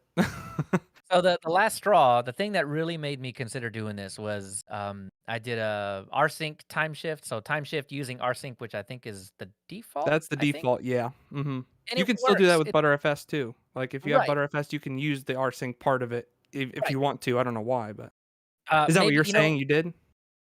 that's what I used to do. Oh, Well, that's okay. what I'm still doing on the machines that don't have ButterFS on it yet. But Right. Right. but rsync, the fix in time shift when you're doing the rollbacks using rsync, they seem to be way more hit or miss to me than the ButterFS ones do. And I Oh yeah. know Definitely. when Moss was on here, he complained about it too, where Mhm. sometimes it would fix it and sometimes it wouldn't. So the handful of times I've done it with ButterFS, it's been faster than rsync, and it's worked every single time. I mean, Yep. I installed software. Seriously, this is how the first time I did it. What I did was I installed some software. Well, I took a snapshot in TimeShift, installed some software, reverted to the TimeShift snapshot, rebooted, software was gone. So I mean, just like little things like that. Like I accidentally installed something and messed with the config file and whatever, and I don't want to do that anymore. Boom, easy. TimeShift, Now just the stuff done. that anything that got added to your home, your at Right, home is going to still be there. right, If you do it and you didn't set that up as a thing. So that's one right. thing you got to worry about if you're, adding and removing a lot of stuff from root and it's putting stuff in home. If you don't got a lot of space, then it might, fill that up. But Exactly, and right because TimeShift doesn't allow you with ButterFS to do separate drives, right? Like you can't no, no, no, still no. You have to right. put it on that.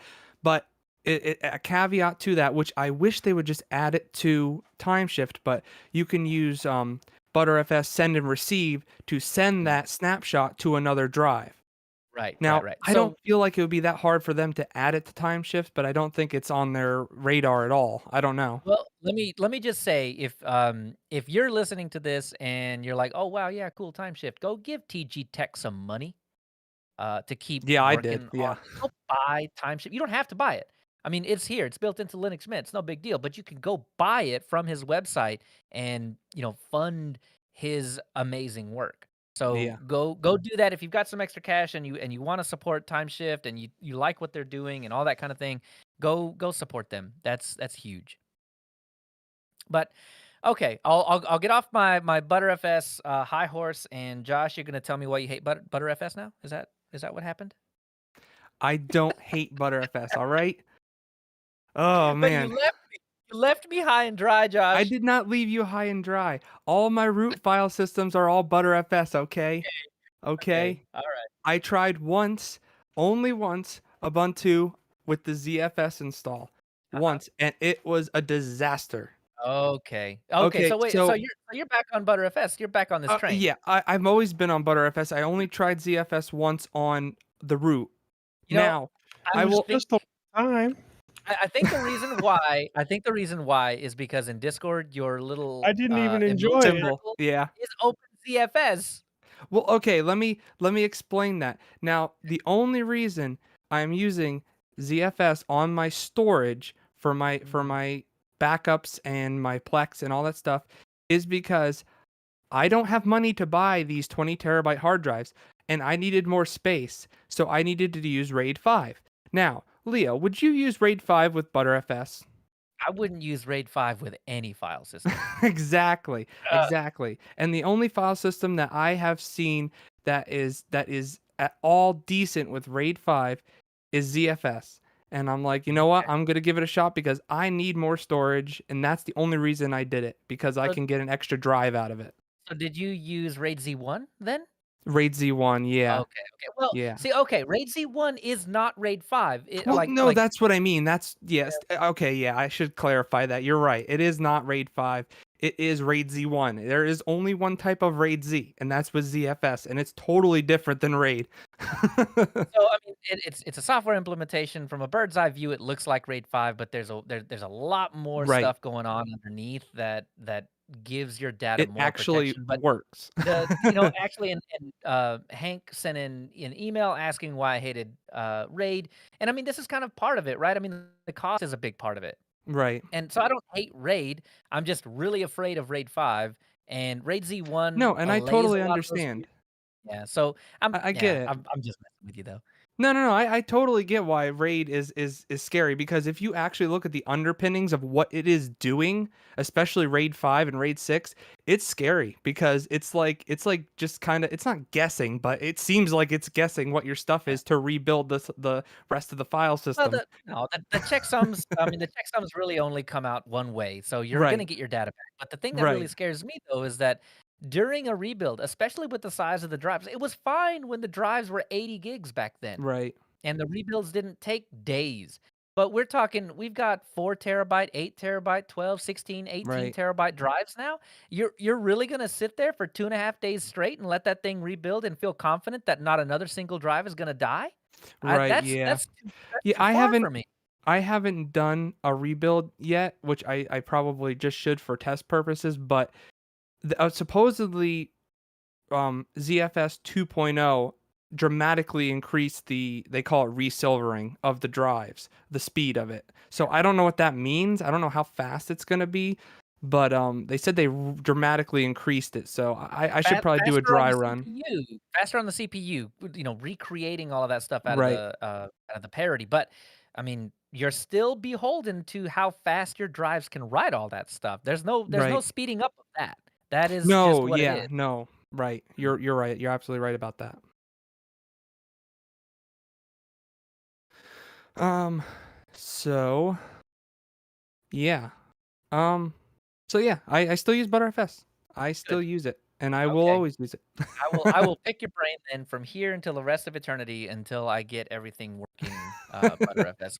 I'm Um, totally sold, man. It's so good. it's nice, yeah. Um, so yeah. Other than that, yeah. I guess Proxmox. I've been using that on my. That's pretty nice. I didn't know what it really was until I actually installed it and started researching it, and it's Mhm. actually using Debian, but they swap out the kernel for the Ubuntu kernel, the newest kernel, the 5.11. I And then they I had a thought also about this. had a thought about this. Why wouldn't they use the Debian LTS kernel? And then I had another thought about this. Ubuntu signs their kernels, so Right. they are compatible with Secure Boot. Right. That is my thought as to why they're using the 5.11 as opposed That's to the one thought. Debian That's 5. one reason. The other reason is that Ubuntu has a really good integration with ZFS in their kernel, so it's Oh, loaded before the system has to, deal with it. and it's signed. Yeah, and it's signed. Yep, yep. There probably Ah, are other reasons, but those are the main two reasons that I saw. okay. And they have ZFS 2.0. Well, it's higher than 2.0 installed by default, which is amazing. It's nice to just be able to load your disks up and not have to actually worry about loading the kernel modules and all that crap and having it break. Because that's what happens a lot with ZFS is if the kernel module doesn't load correctly, it'll break and everything just goes south Yeah, yeah. at that point. So yeah, I've been using that, and it's a real curve to try to learn it because it's not anything I've ever used before. Yeah. Oh, yeah. There's a lot to do with it. Yeah, But I use the corporate version, ESXi, so VMware's, oh yeah, yeah, version of this, but, I mean, that's pretty much what Proxmox is, but it's got right, the ability to do containers, whereas, a lot of these right. And ESXi boxes can't. yeah, I mean the best thing about it is it's Debian underneath, so you can literally install whatever you want on it if you need to, which is actually kind of what I'm doing to bootstrap it until I learn how to do the VMs and everything correctly.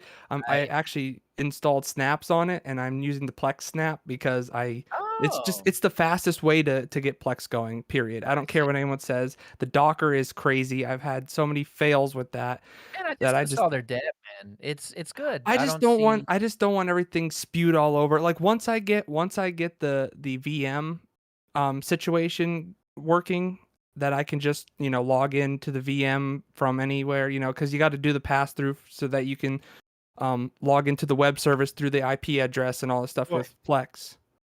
the Docker version is probably just as fast. Oh Well, yeah, there's more yeah. setup to it. The That's the snap is thing. I've always snap had problems installer. with the Docker version getting it set up in the first place. Well, That's the my only only real thing. problem I've ever had with the Docker version, because once you create your settings file, Right. yeah, as long as you save that, everything will work just fine. Now, do you But use the Docker only Compose?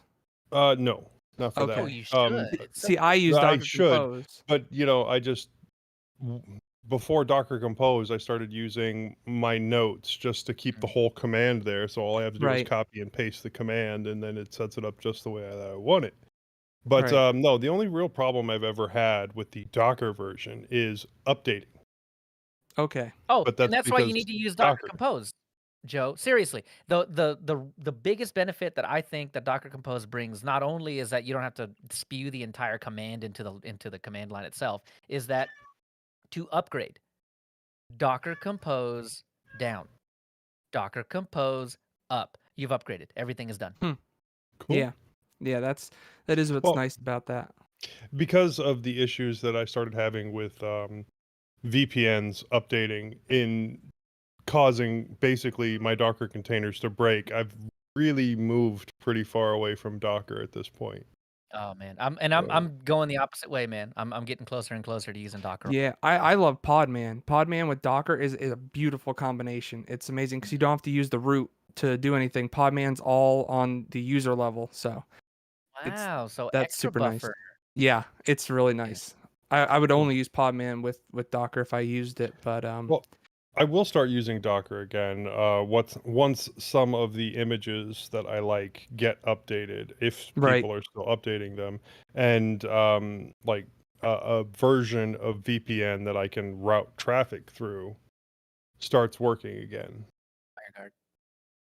Or WireGuard, if a version that uses WireGuard and PIA starts, implementing WireGuard, then I'll use that. There you go. All right. So yeah, Proxmox. Yeah, I'm getting used to the VM, so it's gonna take me a little bit to actually get that going. But I have the Snap version running straight on the system for now until I get that going. So at least I have a bootstrap. Yeah, yeah. The Snap is good. Keep using it. There's nothing wrong with Yeah, it. Yeah, I don't see anything wrong with that, especially since it's proprietary anyway. So, um, let's see here. So yeah, my HP Proliant, is that how you pronounce it? Pro I guess Lion is always how I Proliant, heard it. Proliant. Okay, that makes more sense. That server, I got a couple of upgrades for that because the battery in the RAID controller died. So Oh no. yeah, I just got a RAID controller that's flashed with the IT firmware so that I can just pass right through the discs to Oh, ZFS. beautiful. And Yeah, yep, for ZFS. Yeah. it's exactly what I'm gonna do. And that one I'm gonna use RAID Z2, so I have two drives that are, that can fail. Because I still need more storage because I only have 500 gig drives on that one. I have 8 of them, but I want as much as I can get because yeah, Yeah. I have a lot of stuff. You're a braver man than I. Yeah, well, I have 4 backups of everything, so I'm not too worried about it Right, right. at that point. Oh wow. Yeah, okay. No, you're fine then. Yeah, I'm paranoid with that, but um, yeah. Oh yeah, I guess I Paranoia is defended good. my honor, so We did. Yeah, you defended your honor. I feel good about it. You're on ButterFS. We're all good. I use both. I'm what do they call it? Pragmatic. Yeah, All right, so I guess that's all for me. cool. Well, then we'll do some Linux innards and talk about this VPN jazz. Come on with me.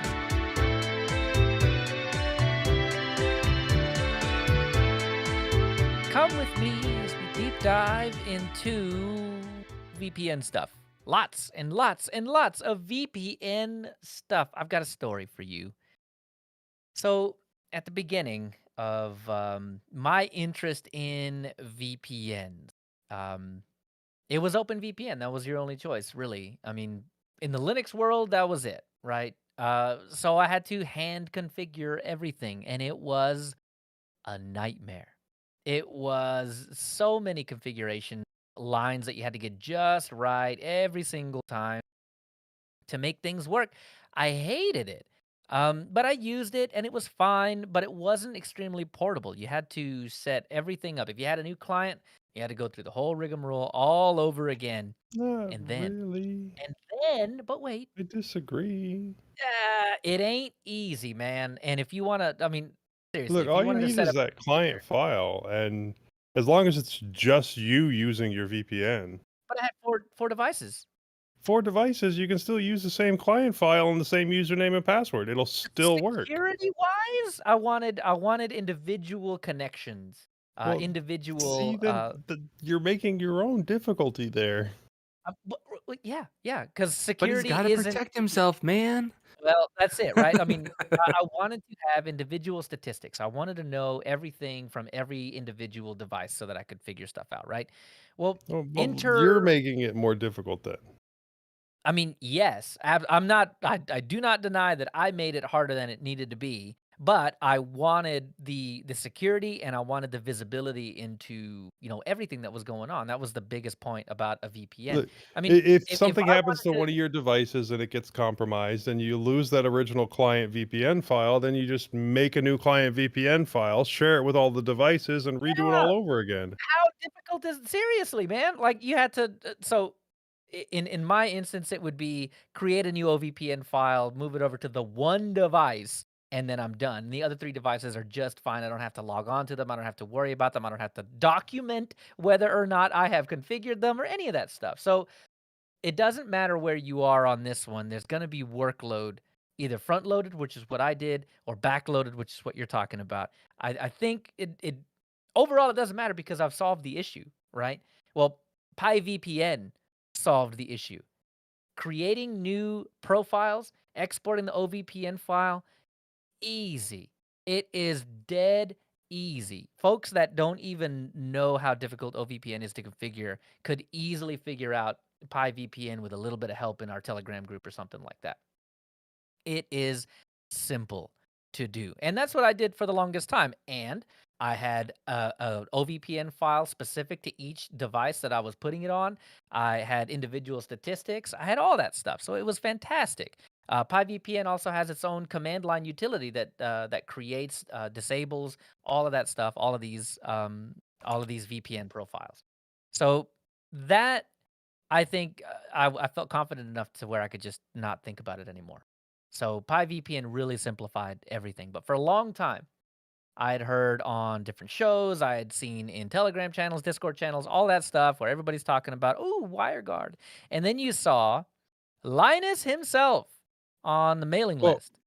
before you jump face first into that, I got a Mm. quick question about your Pi VPN setup. Yeah.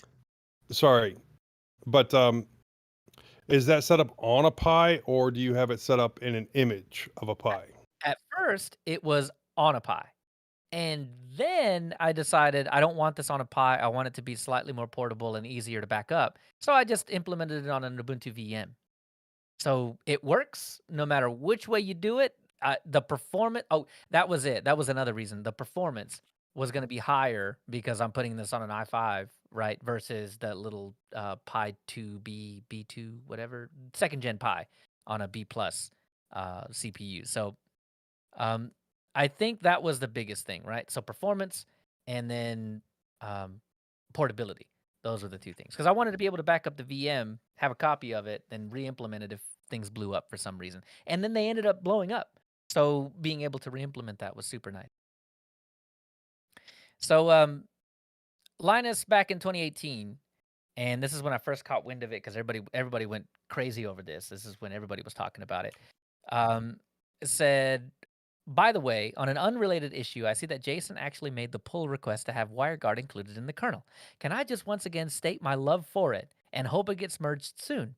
Maybe the code isn't perfect, but I've skimmed it and compared to the horrors that are OpenVPN and IPsec, it's a work of art. So that is a catalyst to get everybody talking about it, and then WireGuard makes leaps and bounds as far as performance and security goes, and so it's on my radar now, and I need it. But about a year ago, I'm pretty sure on this show, I said, "Oh, I'm totally going to do that WireGuard thing," and then I never did. And so we're talking about what we want to do a VPN show, and I'm like, "Well, I've been meaning to do WireGuard forever. I feel like it's going to be really hard to set up." That's the other thing. WireGuard was slightly more difficult to set up than PyVPN, but infinitely better as far as configuration goes. So the thing about WireGuard is the way that you set these up. So after you install WireGuard, which is literally apt install WireGuard, you go into the configuration, which is Etsy WireGuard, and then you name it whatever you want, but you have to remember the name because you have to call it by that. I think I named mine like wgo.conf or something. But um, is that the difficulty in adding new people is the same difficulty as adding SSH keys to a server. If you can handle that, if you can SSH dash keygen and then pop the key onto the server, your public key onto the server, and then do that whole jazz, you can manage WireGuard. That's as difficult as it gets. Everything else, there's like a gajillion write-ups on the internet about how to set it up, what IP tables rule to put in. I mean, you don't even have to think about it, really. And then one change in syscontrol.conf, I think, is the other thing, which is you have to allow what is it, NAT routing or something like that, so that you can route from your WireGuard machine to the rest of your network, the masquerading. So, but all of that is already documented in a million places. So there's really not a whole lot that you have to dig up for yourself. You could almost, and I say this because my security radar is like pinging off, copy and paste everything from anybody's blog, and it would work just fine. So So do you do this internally in your own network? Yes. So Okay. and that's one thing I was gonna get into, I totally forgot, which is the style of VPN that I use is the Road Warrior style. I mean, I'm logging into my network from other places so that I Right. have encryption to my house, and then all the traffic leaves from my house. So, anywhere I'm connected to, they are none the wiser, they just see traffic, and then from my house, that's when, So not to get too far into Lots the of weeds. benefits to that. Yeah, there definitely is. But not to get too far into the weeds with that, but how do you do you have to worry about your public IP address with that, or you can you just log right into your system? If you know the public IP address, I mean, you can change it. Literally, all you gotta do is change it from the Okay. WireGuard client. If your IP address changes because you're, on a rotating IP address or something like that. But Right. if you know what dynamic DNS is, you handle it that way. So Okay, so you can handle it with dynamic DNS. oh yeah, That's what I have Yes, been doing forever with me my too. network to log into it, and it works great. so you can Um, use your already existing DNS name for right. WireGuard the address. Yeah. Okay. Yep. And one other question I have with it is, what is the difference between using WireGuard and just SSHing into your system? Because they're both encrypted, right? Okay, Well, yeah. SSHing into your system gives you like one small narrow window where you're into Okay. your system. Right. While OpenVPN or WireGuard, your whole system, anything you do is going through that. Now, Okay. there are ways that you can route your traffic through your SSH Right. connection That's what I or was gonna say. even but it gets complicated and annoying to set all that up. Or even set it up just so that you're passing a port through SSH, like port 80, for example. Okay. So then it looks like all of your traffic from your web pages is going through your home network. I've Okay. done that before with networks that block Right. VPNs. So yeah, so that would be an advantage to using like, okay, I'll just bring up Proxmox again because they have a web user interface. So you could log into your web user interface through that WireGuard tunnel, and then you'd be totally encrypted. You wouldn't have to worry about HTTPS or anything like that. Right. You do not have to expose any of your devices to the Okay, internet. The only thing internet facing is WireGuard. And that's that that's a huge requires advantage to yeah, me. and that requires, I mean, a key the size of an SSH key. It's not like Right. anybody's gonna be able to go crack that. Yeah. So you're beautiful. And then on top of that, not only do you have to have the key, you have to actually have knowledge of the correct IP address Right. assigned to your device before you can even start communicating on the network. So there's multiple layers of security baked into WireGuard, and it's beautiful. You can go further and you can say, here's the device ID or something like that. So you can really take that even further. So Hmm. Are you you can do using yep. IFTTT to do your automatic connection? I No? mean, the only device I have right now, because I don't go anywhere except for to drive Right. here, drive there, pick up some groceries or whatever, is my phone. And that I just downloaded the WireGuard app Yeah, that's and super nice. flip, I have flip. looked into that. Yeah. So my favorite thing, here's the thing, right? You can set up in the app the moment you drop off Wi-Fi, the VPN enables. Hmm. The moment you come back and hop back on Wi-Fi, the VPN Now, disables. So is that for weird That's any traffic, cool. Wi-Fi or is that your home Wi-Fi? just home, I think you can go in and configure it for the SSID. But right now, it's just if I'm on Wi-Fi, Like, I not on a VPN. If I'm on, LTE, then I am on a VPN. And in this case, what I would do is just not join anybody's Wi-Fi. Right. That yeah, way, yeah. I don't have to think Well, about it. I need to get something similar set up so that way whenever I'm not on my home Wi-Fi, it automatically connects to my VPN or WireGuard because I just checked and PIA does have an implementation of WireGuard. Yeah. Oh, yeah, they But do. I occasionally, like when I'm at the gym or something, I'll connect to the Spectrum Wi-Fi there. And so if I leave and when I connect to it, I automatically turn on my VPN. But if I forget to turn off my Wi-Fi when I leave the house, then I show up at the gym, it's going to automatically connect to Oh, the Wi-Fi. do you have an Android phone? I do. I do. Have you ever used Tasker? Yes, and I've used Tasker in conjunction with IFTTT as well. So I Okay. do need to get back into that though. It's Yeah, been a because little while since I've done it. what I do as far as the Wi-Fi goes is I tell Tasker that if I'm connected to the cell tower by my house, turn the Wi-Fi on. If I'm not connected to the cell tower by my house, turn the Wi-Fi off. That's basically what I do, and it works perfectly. Like even Well, if I'm not even close to my house, it won't turn it on because the tower is close enough that it's.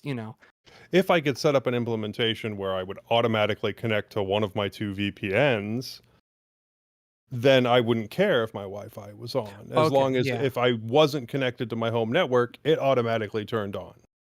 Right. Yep. But Leo, with what you're using, as long as Wi-Fi is on, it won't connect to the VPN, right? I mean, yeah, you can change that, but Or does it right, that's how is it it the is right now. specific SSID that it recognizes, or is it just Wi-Fi in general? It's Wi-Fi in general, but like I Okay. was saying, I think you can go in and specify SSIDs. But Okay, see, for right now, that's the important part right there, yeah. yeah. So my initial thought is that I'm not even gonna bother connecting to anybody's Wi-Fi if I'm away from home. I'm just gonna Right. leave it on the radio, the cell, let that handle data, and the VPN will be on Well, automatic. there are times when I would prefer to have a Wi-Fi connection if it's available, Well, simply yeah, because Wi-Fi is going to be faster even than 4G. right. But in that I case, if I'm getting big files or using a lot of bandwidth, it's likely that I'm using my laptop, and in that case, I mean, click on, and we're good. Yeah. Anyway, so Joe, you're not on the Wi-Fi band or the WireGuard bandwagon. Why? Well, I still haven't used it yet, but I do like the idea of it. I've had been waiting for an implementation to become a little bit more mainstream and for it to be added to things like my router, which I currently use for my local VPN. Oh, So, so on that point, I'm sorry. I'm using Edge OS, so I have an Edge router, and it Hmm. runs Edge OS. And apparently, WireGuard has an implementation specifically for Edge OS. So if I wanted Oh, that's to, cool. I could. I didn't have to. right. I don't have to run it on a isolated VM. I could just run it on a router. But Well, I like the modularity of it, of having a separate box for it. right, but like my router is completely stock. I'm running an Asus what is it? One of the Nighthawk line or something like that. Mhm, And the mhm. reason I'm Okay. keeping it completely stock is because they give me a DNS. Okay. Yeah, So, mine does and too. Mhm. yeah, I use that DNS. That's how I connect to everything at home, Yep. and I don't have to worry about my IP changing at the house if Ah. Spectrum Yep. suddenly decides to change things. So, Afraid.org. Let them do your dynamic DNS. Just you don't have to worry about it. You can change anything that you want. Afraid is independent of your router. Hmm. okay, okay, Okay. I'll look into that eventually. Yeah. Yes, you will. But I don't even know if there's like a version of Tomato or something like that that will run on my router and will have WireGuard built into it. Yeah. Now, granted, I could put it onto a PC and then have that be my gateway to everything else in my system, but that's a lot more setup than what I have now. I've kind of hit the easy button on that type of thing. So If you can get DD or OpenWRT on that box, it's native. yeah, and OpenWRT runs on just about anything. So yeah, and I Yeah. do like OpenWRT because you can go in there and install The your own packages. Yeah, that is nice. The only problem I had with OpenWRT is sometimes it'll say that it'll work on your router, but like the 5G won't work or the 2G won't work or something. It'll always be something, Yeah. if it's a very specific router. The Tomato, Open Tomato or whatever that is, that project, that I've had way more success with as far as having everything work, but they broke. I don't know if they stopped it and then someone else picked it up or if they broke off and there's another sect of that now, but you have to find it, and I've been searching for the newer version because they have up to date, everything. I think the old one was like 2018 now or something like that. So they're pretty old if you go with the original one. Yeah, and I think Tomato was a fork of OpenWRT at one point, but Yeah, I I can't think you're be right. certain. Yeah, it That is. sounds right to me. Yeah, I used to be but really into all that stuff, flashing the routers and everything. Mhm. Like yeah, I used to love that stuff, and I just haven't had time. yeah, I used to do it quite a lot. I probably still have a box of routers somewhere that I had installed custom firmware on. Yeah. Like, Unfortunately, the router I have right now, I doubt is ever going to get anything because it runs an x86 processor, so probably not going to get Wow. anything. Okay. what was That's that one? cool. The WRT54G that basically everyone Oh had. Lord. Yeah. Yeah. Yeah. Yeah, I think I have a box of those somewhere. And oh man, those things were useful forever with custom software on them Yeah. Oh yeah, until, I used to 5 teach with gigahertz. those. I would put Yeah, DDWRT on them, and then we would do everything from like doing the little Wi-Fi, the roaming stuff, everything. Man, it was fantastic. yeah, that's pretty awesome. Now, I do want to talk about why to use a VPN. The common misconception being that a VPN is only used to hide illegal activities, and most people don't need them. I know we've talked about this before, but the issue seems to persist, even among our listeners who have, asked for VPN episodes again. Look, man, So, here's the deal. Here's what people buy VPNs for. They want to watch Netflix from other countries. and That's that the doesn't Yeah. answer. always work because Netflix blocks anything that they find out is a VPN. So Oh, for that, yeah, it's better to get a friend in said country and have them set up an instance of VPN and use that, because then yeah. they're guaranteed to not be, called a Yeah. VPN and have their IP address blocked. Right. Right. So I mean, Um, the things that we're talking about, setting up, or that I was talking about before, setting up Open VPN, setting up WireGuard. If you were to do that on like a $5 a month, VPS, then that would be effectively the same. But it's the Yeah. thing right, about and that I is that you would have to buy one in every country that you cared about. yeah, and I That'd be a think like lot. DigitalOcean actually lets you pick which country your endpoint is in, Yeah, and but I that's mean, that's kind of perfect. $5 a month. Could you like switch it on the fly? Like, let's say, oh, I need nope. to be in Argentina today. Let's switch it Nope. You wouldn't be able Yeah. to. You'd have to kill your current and VPS and spin up a then new one. spin it up again in the next. Yeah, yeah, I Eh, guess if you could do that with like an image or something, that'd be yeah. cool, But but I that don't costs think you extra. can. If Yeah. you want yeah. them to store the image to spin up, that costs extra. There's never an easy. Okay, but as to the why, and it's not just for the illegal stuff, although it is helpful for that.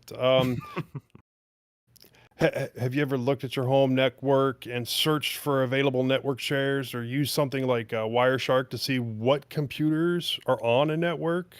And there are also tools to see like what operating system each of those machines are running. If you have them, then you can start to see why you might want to use something like a VPN on a public network. But that's just the easy stuff. You can also use a wiretap or Wireshark to see all the things that are going through a network. So everyone can see what is going, all that traffic.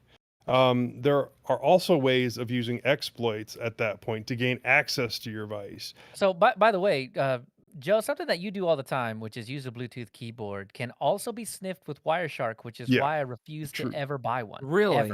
Well, Yeah. that I Huh. don't usually use Bluetooth keyboards anywhere other than home, and I'm actually kind of disappointed with the state of Bluetooth keyboards still. And it's not actually a problem with Bluetooth itself or with the Linux implementation of Bluetooth. It's that all the motherboards of all these keyboards and the batteries that go along with them are not outputting enough power to maintain the Bluetooth connection.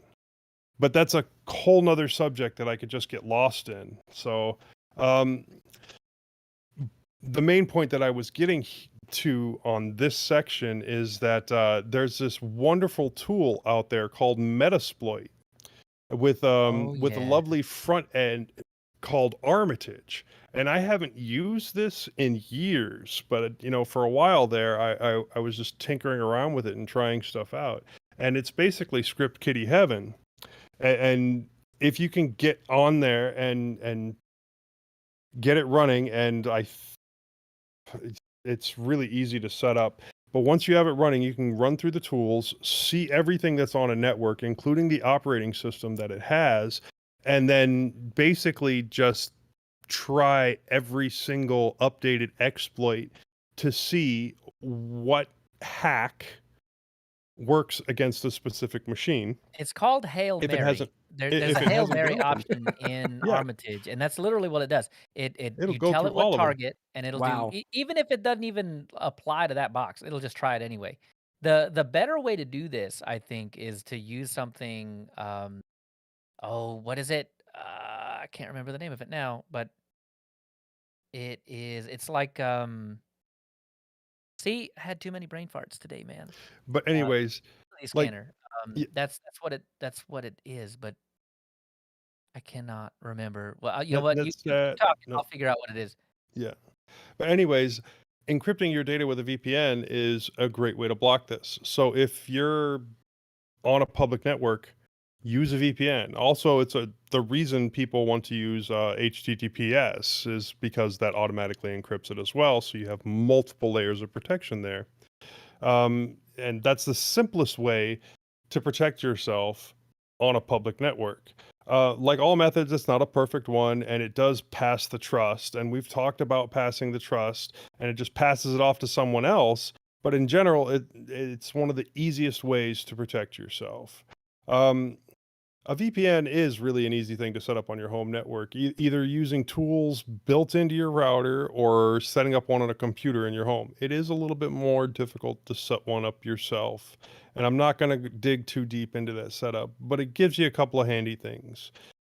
It encrypts your traffic while using it, and it will treat whatever device you are using as though it were connected to your home network, giving you access to all your network shares and even devices such as cameras. If you have IP cameras set up in your home, you'll be able to use them directly from whatever device is VPN'd into your home system.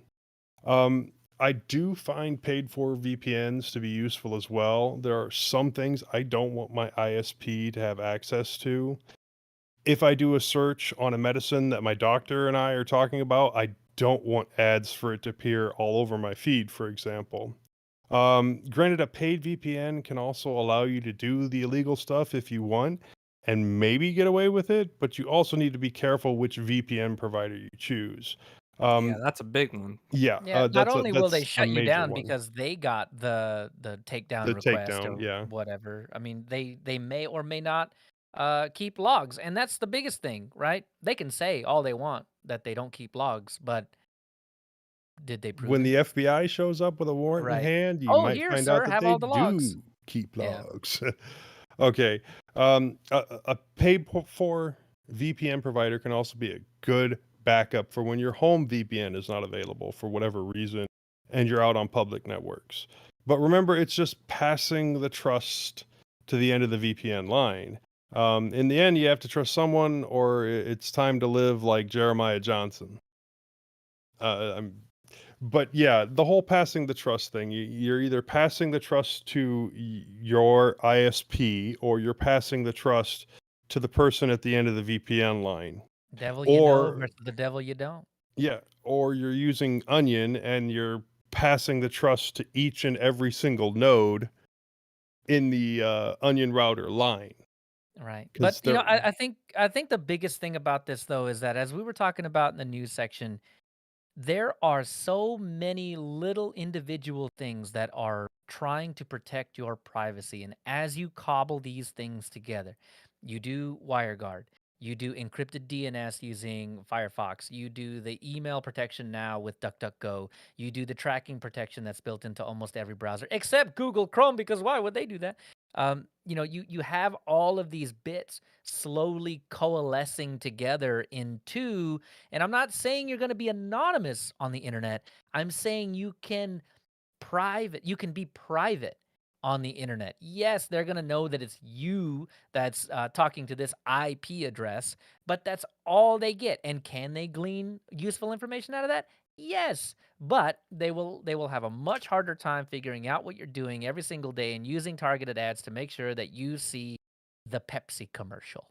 You know what I mean? right. Like little by little, we are getting on the privacy side better and better and better and Well, better. And that's why I'm absolutely. so I mean, excited about every single one of these silly things that DuckDuckGo does.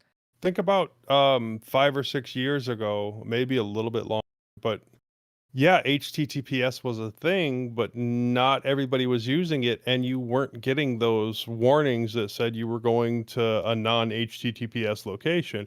And now all the browsers have it built in to try and force you to go to HTTPS unless you specifically say otherwise. So Exactly. yeah, the privacy is becoming more of a public concern, and it is being implemented more widely across the board for everyone. Yeah. The I think the thing that is probably the thing that was the death knell was that iOS came out with the Please Ask app not to track. And I mean that was the one that Facebook was threatening Apple that they were going to charge for their app because if they can't data mine all Oh, your yeah. users. Yeah, Hmm. I mean it is mainstream now. Apple Right. deals with it. Google, to an extent, kind of deals with it, but that's it. You can't stop this train anymore. Privacy is going to be one of the top line advertisements for this product or that product or whatever. We keep your Yep. stuff private, and that's VPN. No matter which kind you use, is one link in that chain.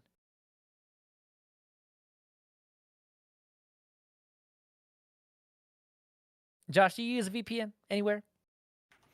Yeah, I use Proton VPN. Oh, that's right. Yeah, I mean, I use it to connect just when I'm outside of my house and everything. I really don't use it for the most part, and I haven't got to set up WireGuard or OpenVPN. I will definitely do WireGuard if I do if I do anything on my servers.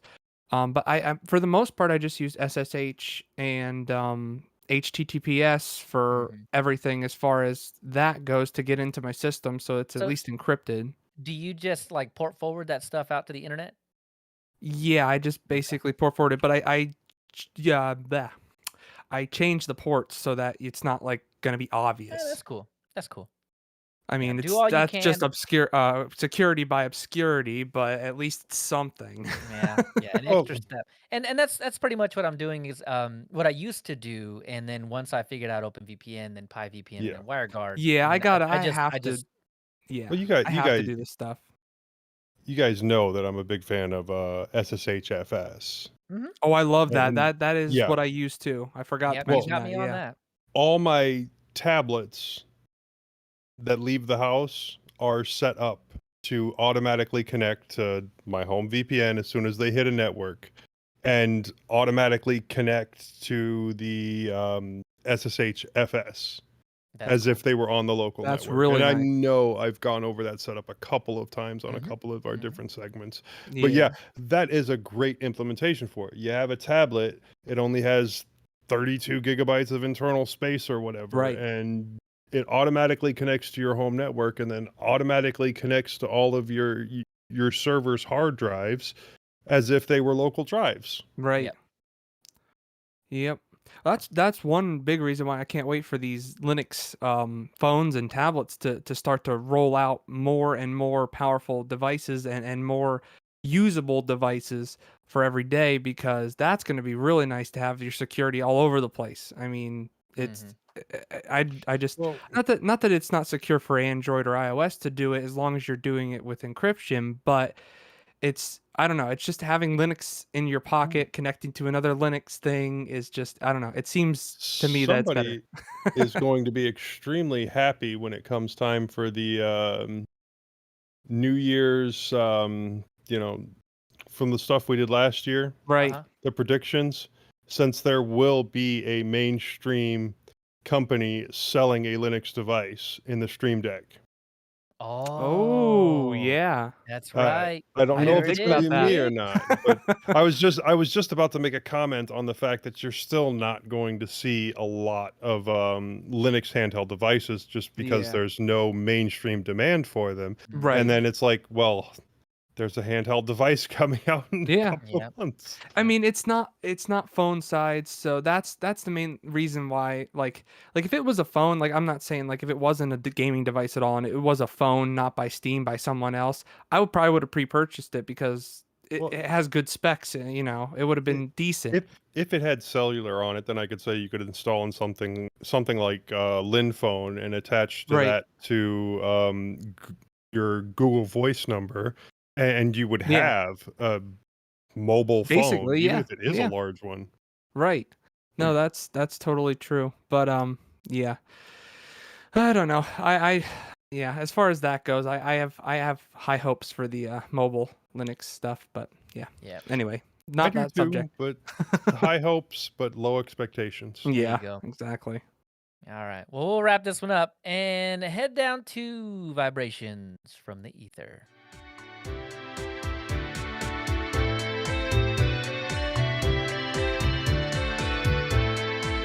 So we got a handful of emails, and the first one is probably the most exciting one. I know I'm Joe, excited. Joe, you jumped on this one real fast. So we got this email in, and I was like, "Hey, about a pine phone." So Jeff wrote in said, just a quick note to let you know I have a Pine phone that is new in box that I don't need. He was offering it to us and said, I just ask that you follow up on his performance and network usability as an added story on the show.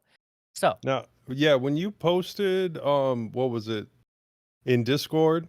It mhm. like popped up on my screen that somebody Oh, it was was giving less than 5 away. minutes. It was like a minute. Yeah, as soon as it popped up on my screen, I saw the pop up come up down in the corner, and I logged into my email and I was typing back. Yeah, Yeah. I would be happy to do a follow up on the performance and network usability of this phone. Here's my address. Please send it to me. But Yep. I haven't heard anything back from the guy, so I don't know if he's had an opportunity to send it or what. I mean, if he really needs, I can send him the money for shipping or anything like that. Mhm. I mean, Well, let me put it this way, Jeff. If we end up with one of these, if we end up with this one, then we'll do you one better than a follow-up on its performance and network usability. We'll just send it to each of the hosts, let's and see. we'll come back with a Le- review of the current Leo thinks state he's of gonna Pine pry phone. it from my cold dead hands. Ah, yeah, I mean, I figure that's gonna be the best way to do it. That way you get a take from everybody, and, if Joe, if you want it back at the end of the thing, I'm fine Oh with yeah, that. I no, don't no, Yeah, same I'm here. cool. I'm cool with sending it around to I everybody. would like I to. will want the opportunity to try out a couple of different operating Yeah, systems on it if I get and it. and Yeah. I figure the way that we'll do it is, I mean, each of us gets a month or so with it, and then, once we've kind of gassed out on that, then whoever wants it gets to have it. Yeah, I'll let that y'all that rock, paper, scissors for it. that works for me. I mean, I really want to be able to test out what you can do on the command line with Yeah, a Linux phone. Oh, that yeah. would be super interesting to Yeah. me. That'd be And then awesome. Joe uses his, Bluetooth keyboard, and I use Wireshark to steal his passwords. Yeah. Alright, well, thank you, Jeff, even for the thought. If that's as far as it Hold goes, on. thank you for the thought. That's That's what? a heck of an assumption that I type my passwords. Ah, true, true. Copy and paste, huh? No, no, no. Autofill. I gotcha, I gotcha. Okay, alright. So, Liz T, sent us another email, said, "Love your emulator segment. Sad, but a few years ago, my house was broken into and the Nintendo 64 and PS1 are no more, along with a lot of other stuff. I have some stuff on my laptop, but." And, so that's the first little part of this, and when I was younger, I had something similar happen.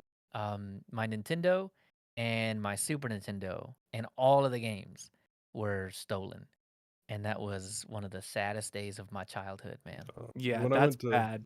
No, Uh, I never had anything like that. Nobody break in or anything like that. But when yeah. I went to basic training and then came back from basic training, I guess a bunch of my friends had decided I didn't need a bunch of my stuff anymore.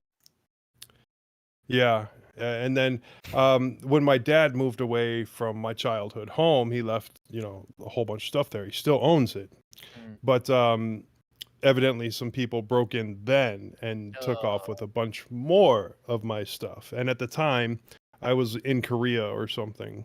Ah, So it's not like, I had a place for it somewhere right. else to take it. But yeah, man, that's uh, sad. yeah. Well, Yeah. sorry you lost your Nintendo and your PlayStation. I think some of us know your pain. And she goes on to say, "And I reduced my multi-monitor, and I'm assuming this must be 3 or more." She says, "To just a primary and secondary arranged left to right. Now my left and right desktop panels go off screen, trying to match the larger secondary monitor. Mint Mate multi-monitor is really messed up." So, I don't think Joe and Josh, I don't use I Mate, right? do.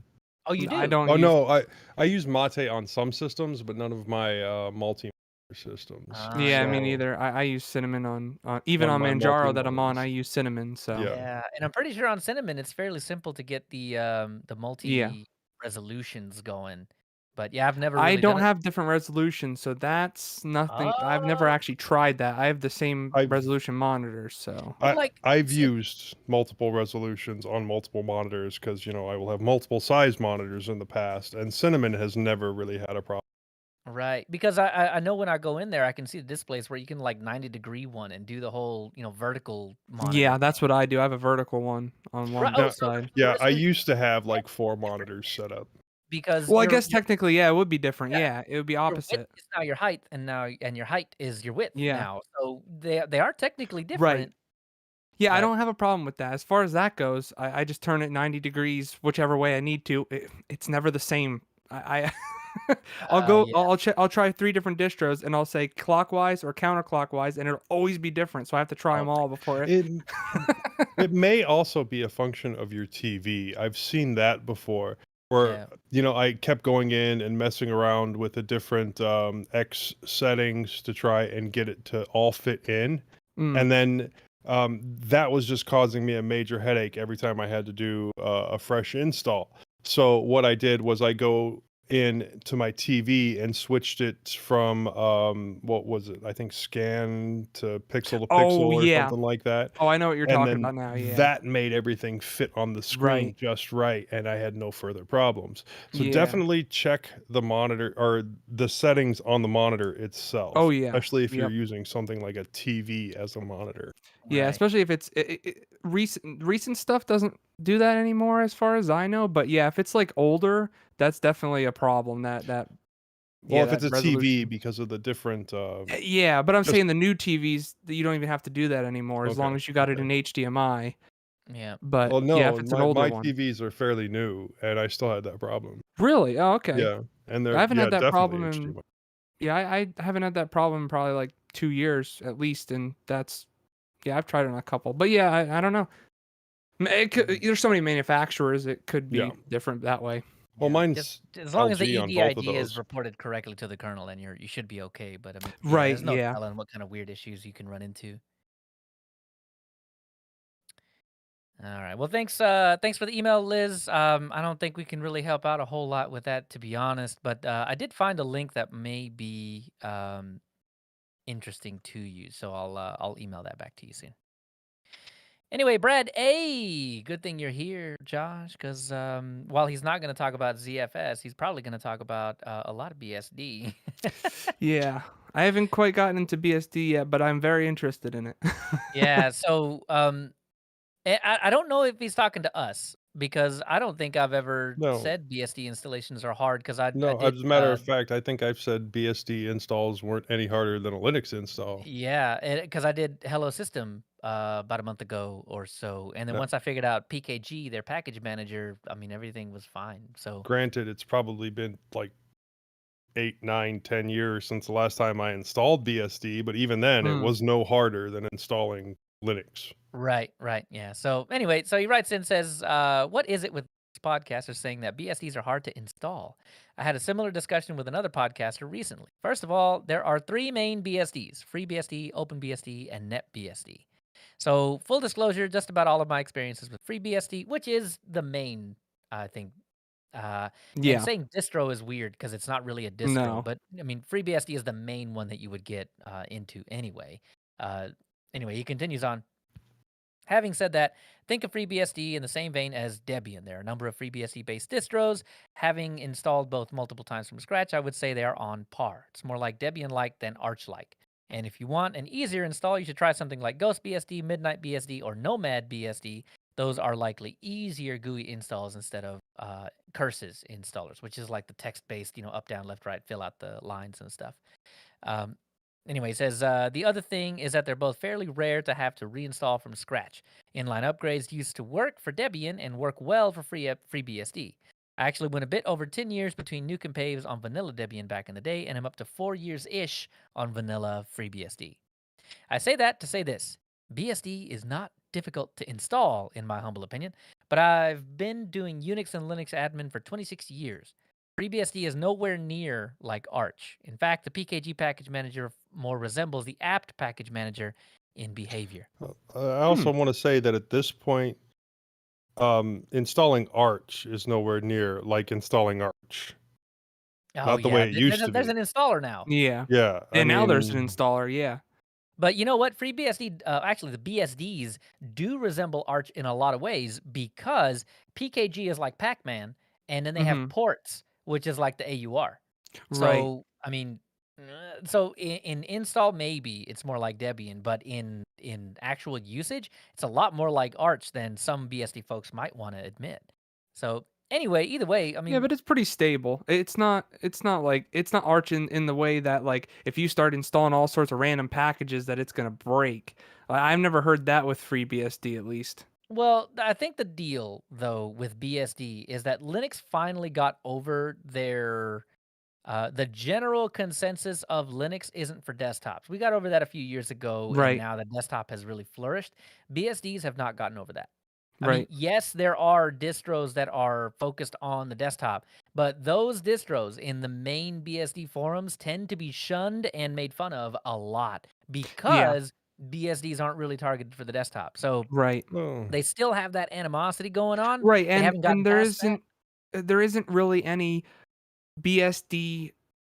What am I trying to say? Like homegrown, dish desktops for BSD. They usually use right. like Mhm. GNOME or KDE or something like Well, that's that. another thing I wanted to mention about BSD is that after what I think it was 5, 6 years ago, they got an easy to install way to run Linux applications.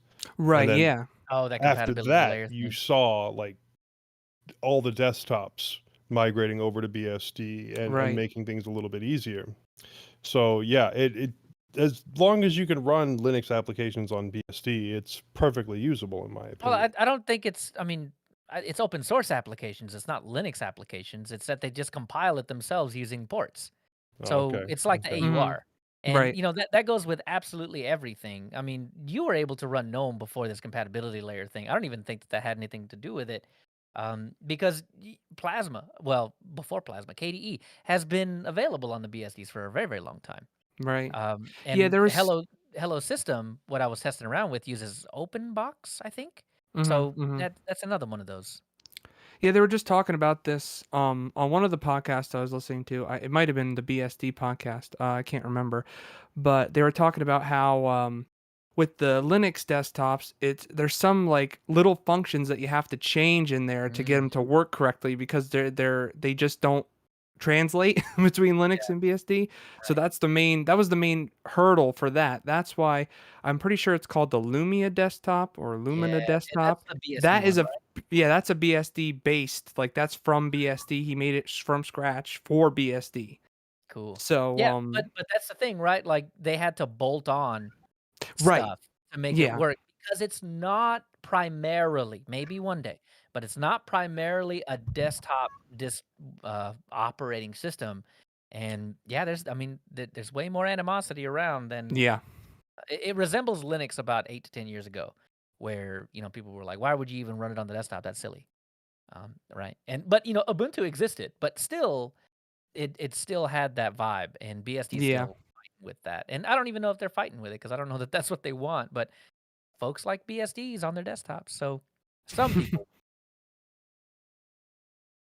Anyway, last up, Jack emailed right before the show that for the last couple of months, I've been running my own instance of the Seer X Search, which is a privacy respecting hackable meta search engine. For a quick look at Seer X, try any of the online instances. They are at seerx.space. And I didn't really get a chance to look too far into this before we hit the show, but yeah, look at that. So I guess you just search stuff. Wonder Lumina desktop. Let's see what happens. Ah, cool. Sure enough. So yeah, that's really cool. So this reminds me of like the Fediverse or something, right? Like where there's all these different things, but they all use the same technology. And Mhm. I doubt they'd tie together. I don't know why they would, but that's really cool. Anyway, so he Huh. gives us some information from the CRX GitHub, and to answer a couple of those questions, right? How does SeerX protect privacy? SeerX protects the privacy of its users in multiple ways, regardless of the type of the instance, private or public. Removal of private data from search requests comes in three forms. Removal of private data from requests going to search services, not forwarding anything from a third-party service through search services, and removal of private data from requests going to the result pages. Um, anyway, Performance has been good, and I've had no problems. For me, search has replaced start page and the occasional DuckDuckGo. The best place Hmm. to start is the GitHub page. So that is a pretty cool little project. I wouldn't mind running my own just to why Hmm. not, right? Oh Yeah, wait, that's hold on. kind of cool. How do you pronounce that? Cirx?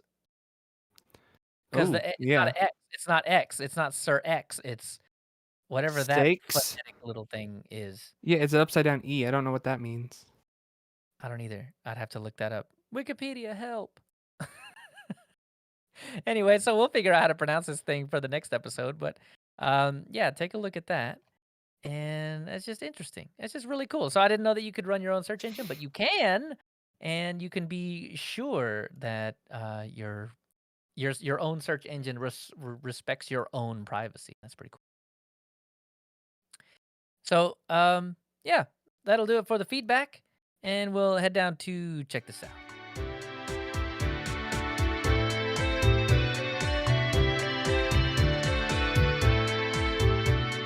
So I got a laundry list of things. Okay, most of it is just WireGuard stuff coming off of my WireGuard talk. If you are setting up a WireGuard server, go get it for Android. There's just a click, just a link right there. If you're getting it for iOS, which is what I'm using, click on that link right there.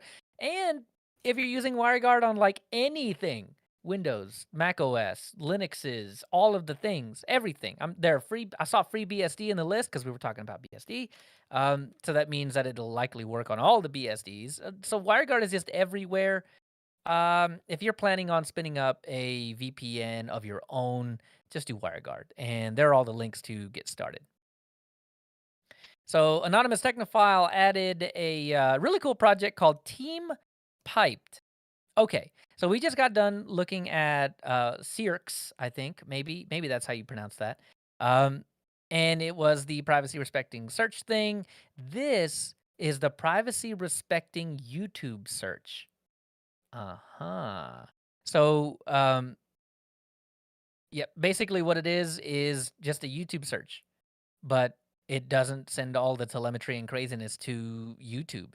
I assume it just uses the API and, handles it from there, and you can watch all of the videos from within that web interface. So I assume that it's much like DuckDuckGo in that, you can look up the videos, but the moment you start watching it on YouTube, there's telemetry baked into the video itself.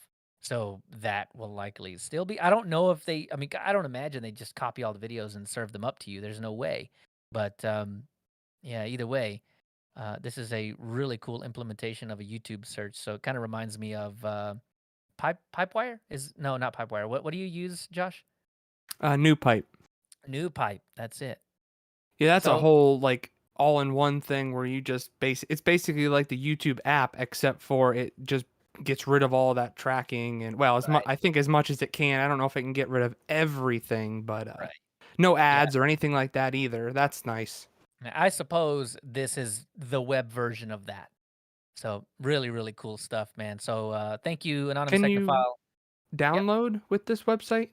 I didn't see. I didn't see that. I know New Pipe can do that, but I Yeah, don't. that's the best function for me because if I need something for like, a future whatever class I'm gonna take or whatever, I'll just download the thing so I have it so I don't have to worry about trying to find it again.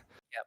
And I noticed it says support for iOS here because New Pipe's not available. I mean, there's a lot of things that aren't available for iOS, but the fact Yeah, that this that's is. definitely a hole that needs to be filled as far as that goes. Well, this is the thing that fills that hole. So I think this is going to be really, really cool. Anyway, so thanks again, Anonymous Technophile. Appreciate that. And Peter added a terminal-based markdown editor. So if you are looking for, that, right? If you do a lot of markdown and you would like a good editor within the terminal, Glow is looks to me like That looks really super good nice. implementation. I know, right? I mean, the fact that it's all color coded, it's easy to get around. You can do it's easy to flip back and forth between editing mode and preview mode and all of that stuff. Yeah.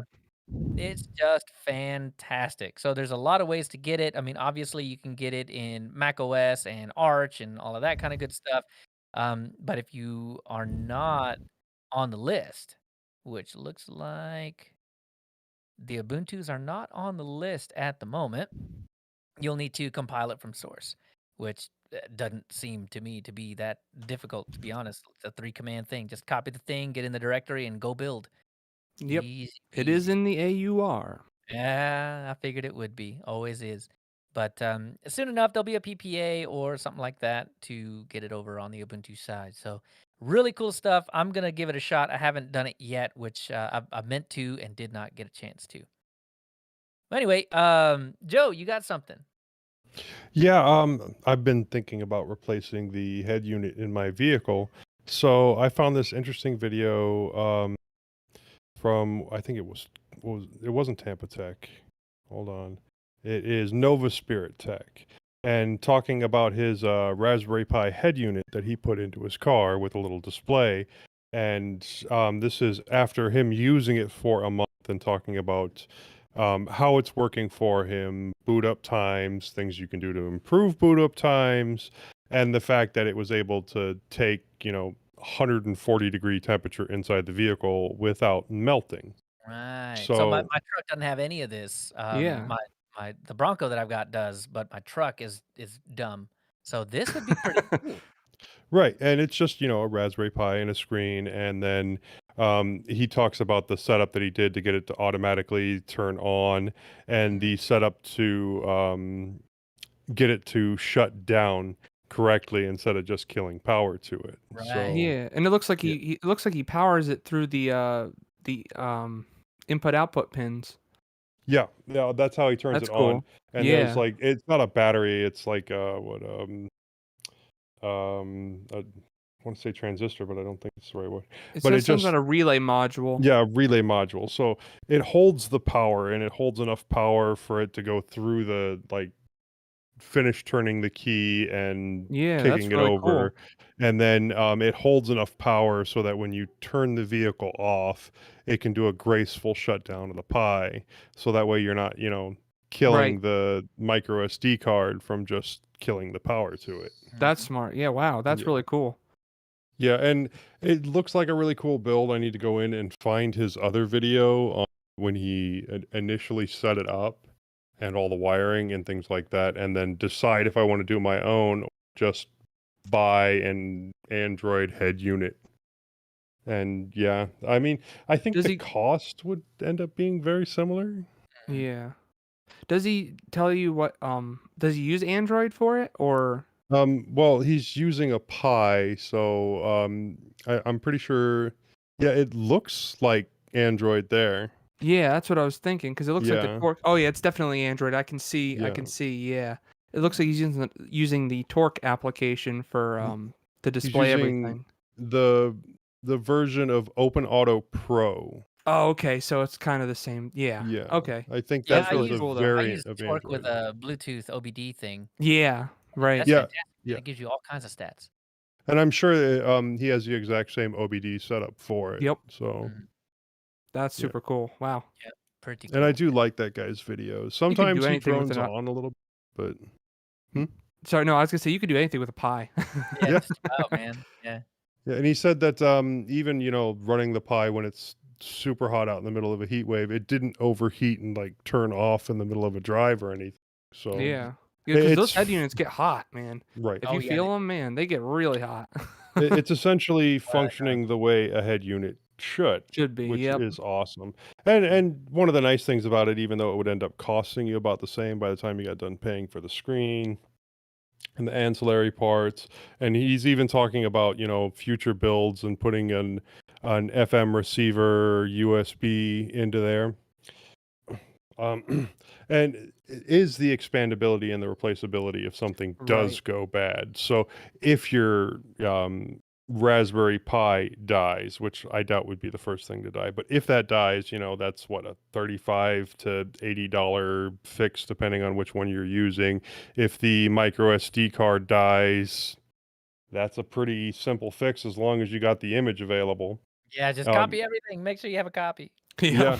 yeah, or at least a base copy. The stuff you add later on might not be that important, but that base OS copy so that you can just dump it on a micro SD card and Yep. put it in there.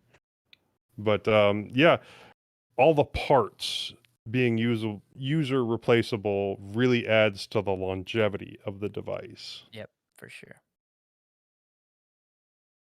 But that's just, something I find interesting. And you guys too, evidently. Oh yeah, man. Yeah. Well, Oh I yeah. need something. I need Bluetooth, man. Is what I need. I'd do all this And- stuff if I had time. Yeah. and if you're running a 4B, it's got Bluetooth built in, Yeah. or even a 3B plus. Yep. I don't like the built-in Wi-Fi and Bluetooth on the 3B plus because it sucks. But a couple of dollars and you get yourself a couple of adapters from China. They take a little while to show up, but they'll work a lot Yeah. better. I'll And just get a then 4. yeah, well, even the Wi-Fi and Bluetooth isn't that great, and you're better off going with an external. Does it do 5 feet and can it play MP3s? That's it. It'll all I do need. 5 feet for at least the first 5 minutes. For the Okay. first 5 minutes. But as long Yeah. as I stay in the car anyway, man. But all you need is like a USB hub, and you have direct access to ports then, and you can just toss on a new Bluetooth adapter and a new Wi-Fi adapter, and you're good to go. All right. Well, that'll do it for the show. So our announcements, of course, next episode, 2 p.m. U.S. Central Time on August 8th, 2021. Come on in and tune in for that. Come join in, have a conversation with us while we're doing this whole thing. If you don't know what time that is, we got a link in the show notes for you to get it converted to your time zone, or just check out YouTube. It's got all that stuff figured out for you. And the live stream, which will be next Saturday. So that'll be 2 p.m. U.S. Central Time on July 31st. We got a time zone link for that one as well. Or again, just check out YouTube and you'll get all that information. I might try to do some soldering on that one. All right, cool. So speaking of you, Joe, where can we find more of you outside of here?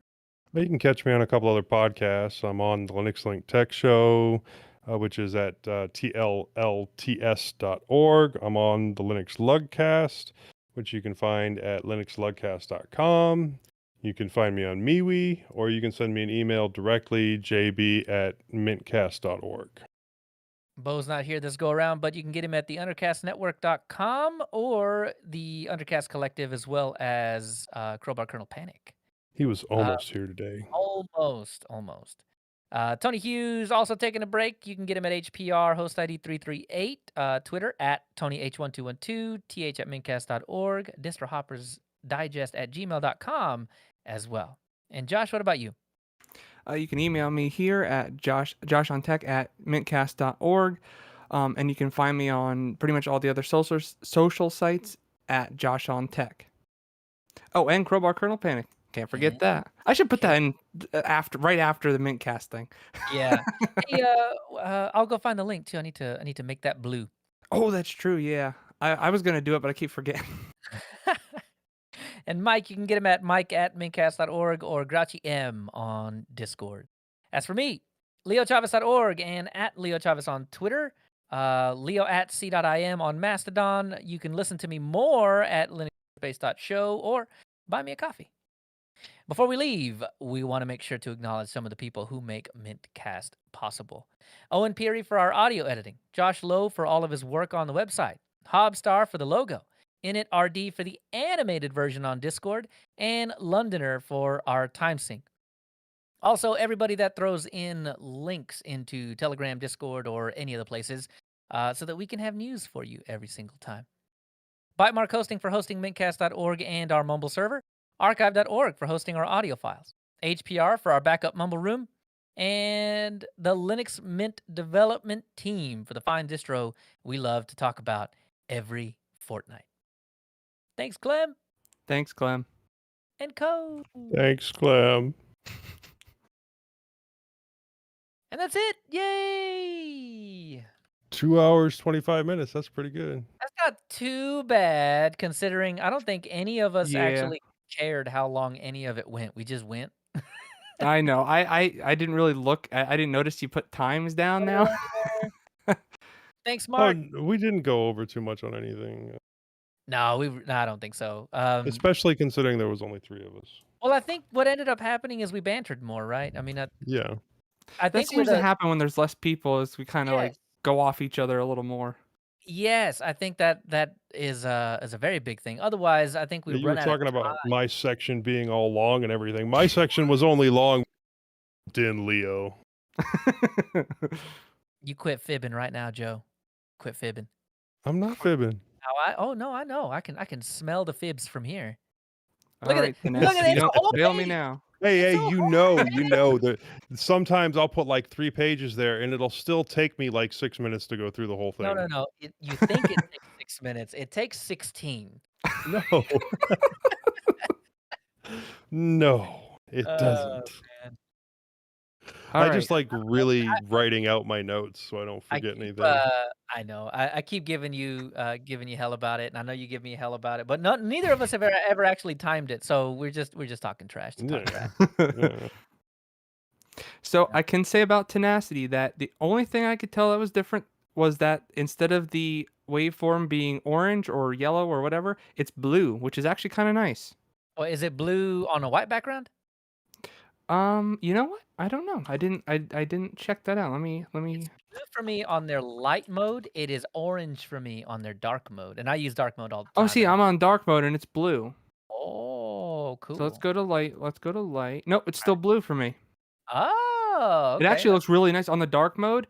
It Uh, looks much better than even the orange does. I really prefer the orange, man. The orange is really. Yeah. I mean, I think the blue looks pretty good, but whatever. Whatever, Oh no, hey Leo. man, that's all perfect. That's all good. I actually orange is my favorite color, Oh, so well, there you go. You that is can't. a huge reason why Yeah. I prefer the orange. I like All right. orange. I have no problem with orange. My desktop fans are all orange. I have a lot of orange friends. That's how you know I like orange. So, You All like right. people with fake tans? yeah. Are we stopping the recording? Oh yeah, I already stopped mine. Yeah, I I'm stopped already mine. uploading. Well, okay I then. gotta You're upload behind the mine. curve there, Leo. Oh, wait, yeah, it's fine. Oops. So I found a new thing in well, it's not new, but for me it's new in Vivaldi is it has like a second row of tabs that open up in under each tab. Like it has the main tabs, and then every time you open up a link inside of the one tab, it opens up another row of tabs underneath that, Mhm. which is kind of nice. It was weird at first, but I'm kind of getting used to it. Cool. And like Yeah, all the that what? was the thing that was really getting me converted over to Vivaldi is that you can like so what I'll end up doing is I'll like I need to go watch something about a specific topic and I'll find like 8 YouTube videos, but that just clutters the crap out of all of your tabs on top. So you make Right. them a sub like stack of YouTube videos, but they stay off your main tab thing. So Mm-hmm. you can essentially hide them until you want to go check it out again. So yeah, Right. Vivaldi's got that unlocked, dude. It's really good.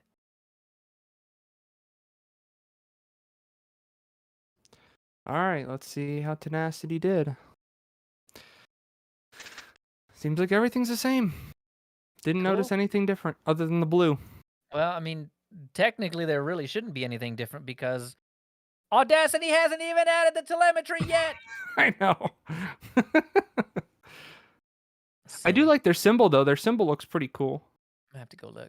So did Cookie, what's his face, actually leave the project? I don't know. I didn't actually. I haven't been following since that whole thing. I kind of wanted to let it go through its paces because it's just been going and going and going. Yeah.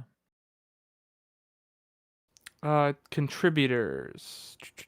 I don't see him on the contributor list. He left. He was one of the main ones.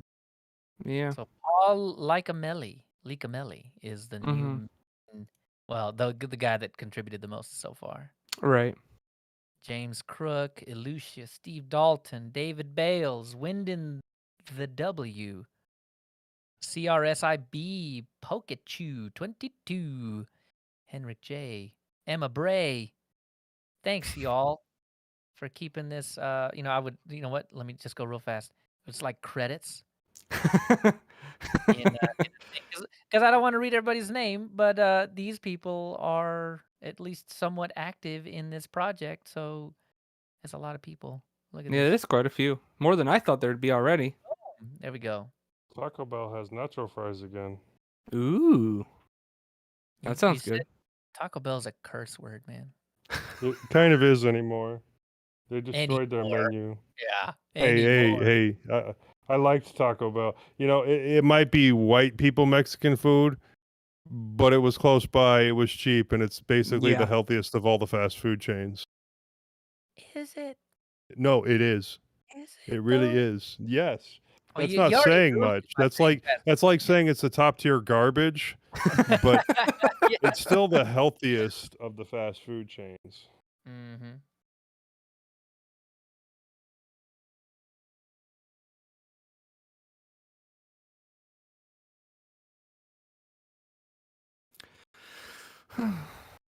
Hmm. Do do do do do do do do do do. This thing open and I closed it for no reason.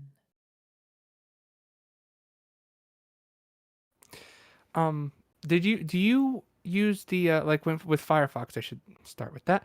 I don't the use top Firefox, so no. Get out of here. Okay, Leo. When you Yeah. use Firefox, now, do you know how to get rid of the top bar? What do they call that? The very top bar that's it's above Title? the tabs. Yeah, the title bar. That's what it Yeah. is. Yeah. Check it out. Look at Discord. Right click right here. Yep. Customize. Right here. Title bar bottom left. Cheek, Ah. Okay.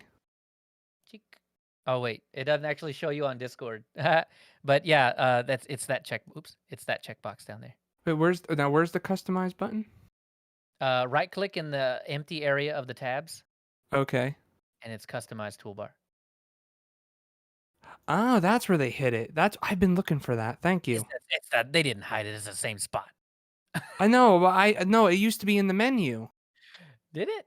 Yeah, when you went to the hamburger menu, whatever the Ugh. frig that they call Yeah, it, I hate it it. used to be in here, and I always used to go there. I never right click and go there. Huh. Right.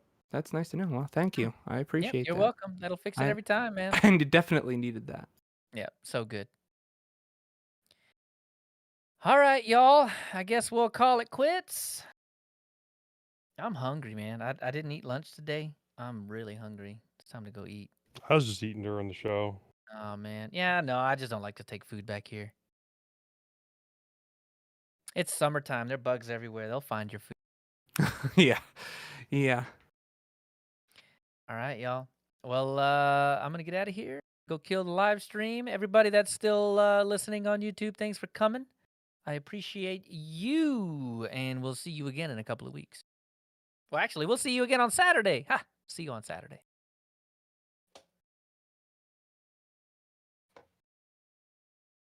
Joe, do you use Vivaldi? Nope.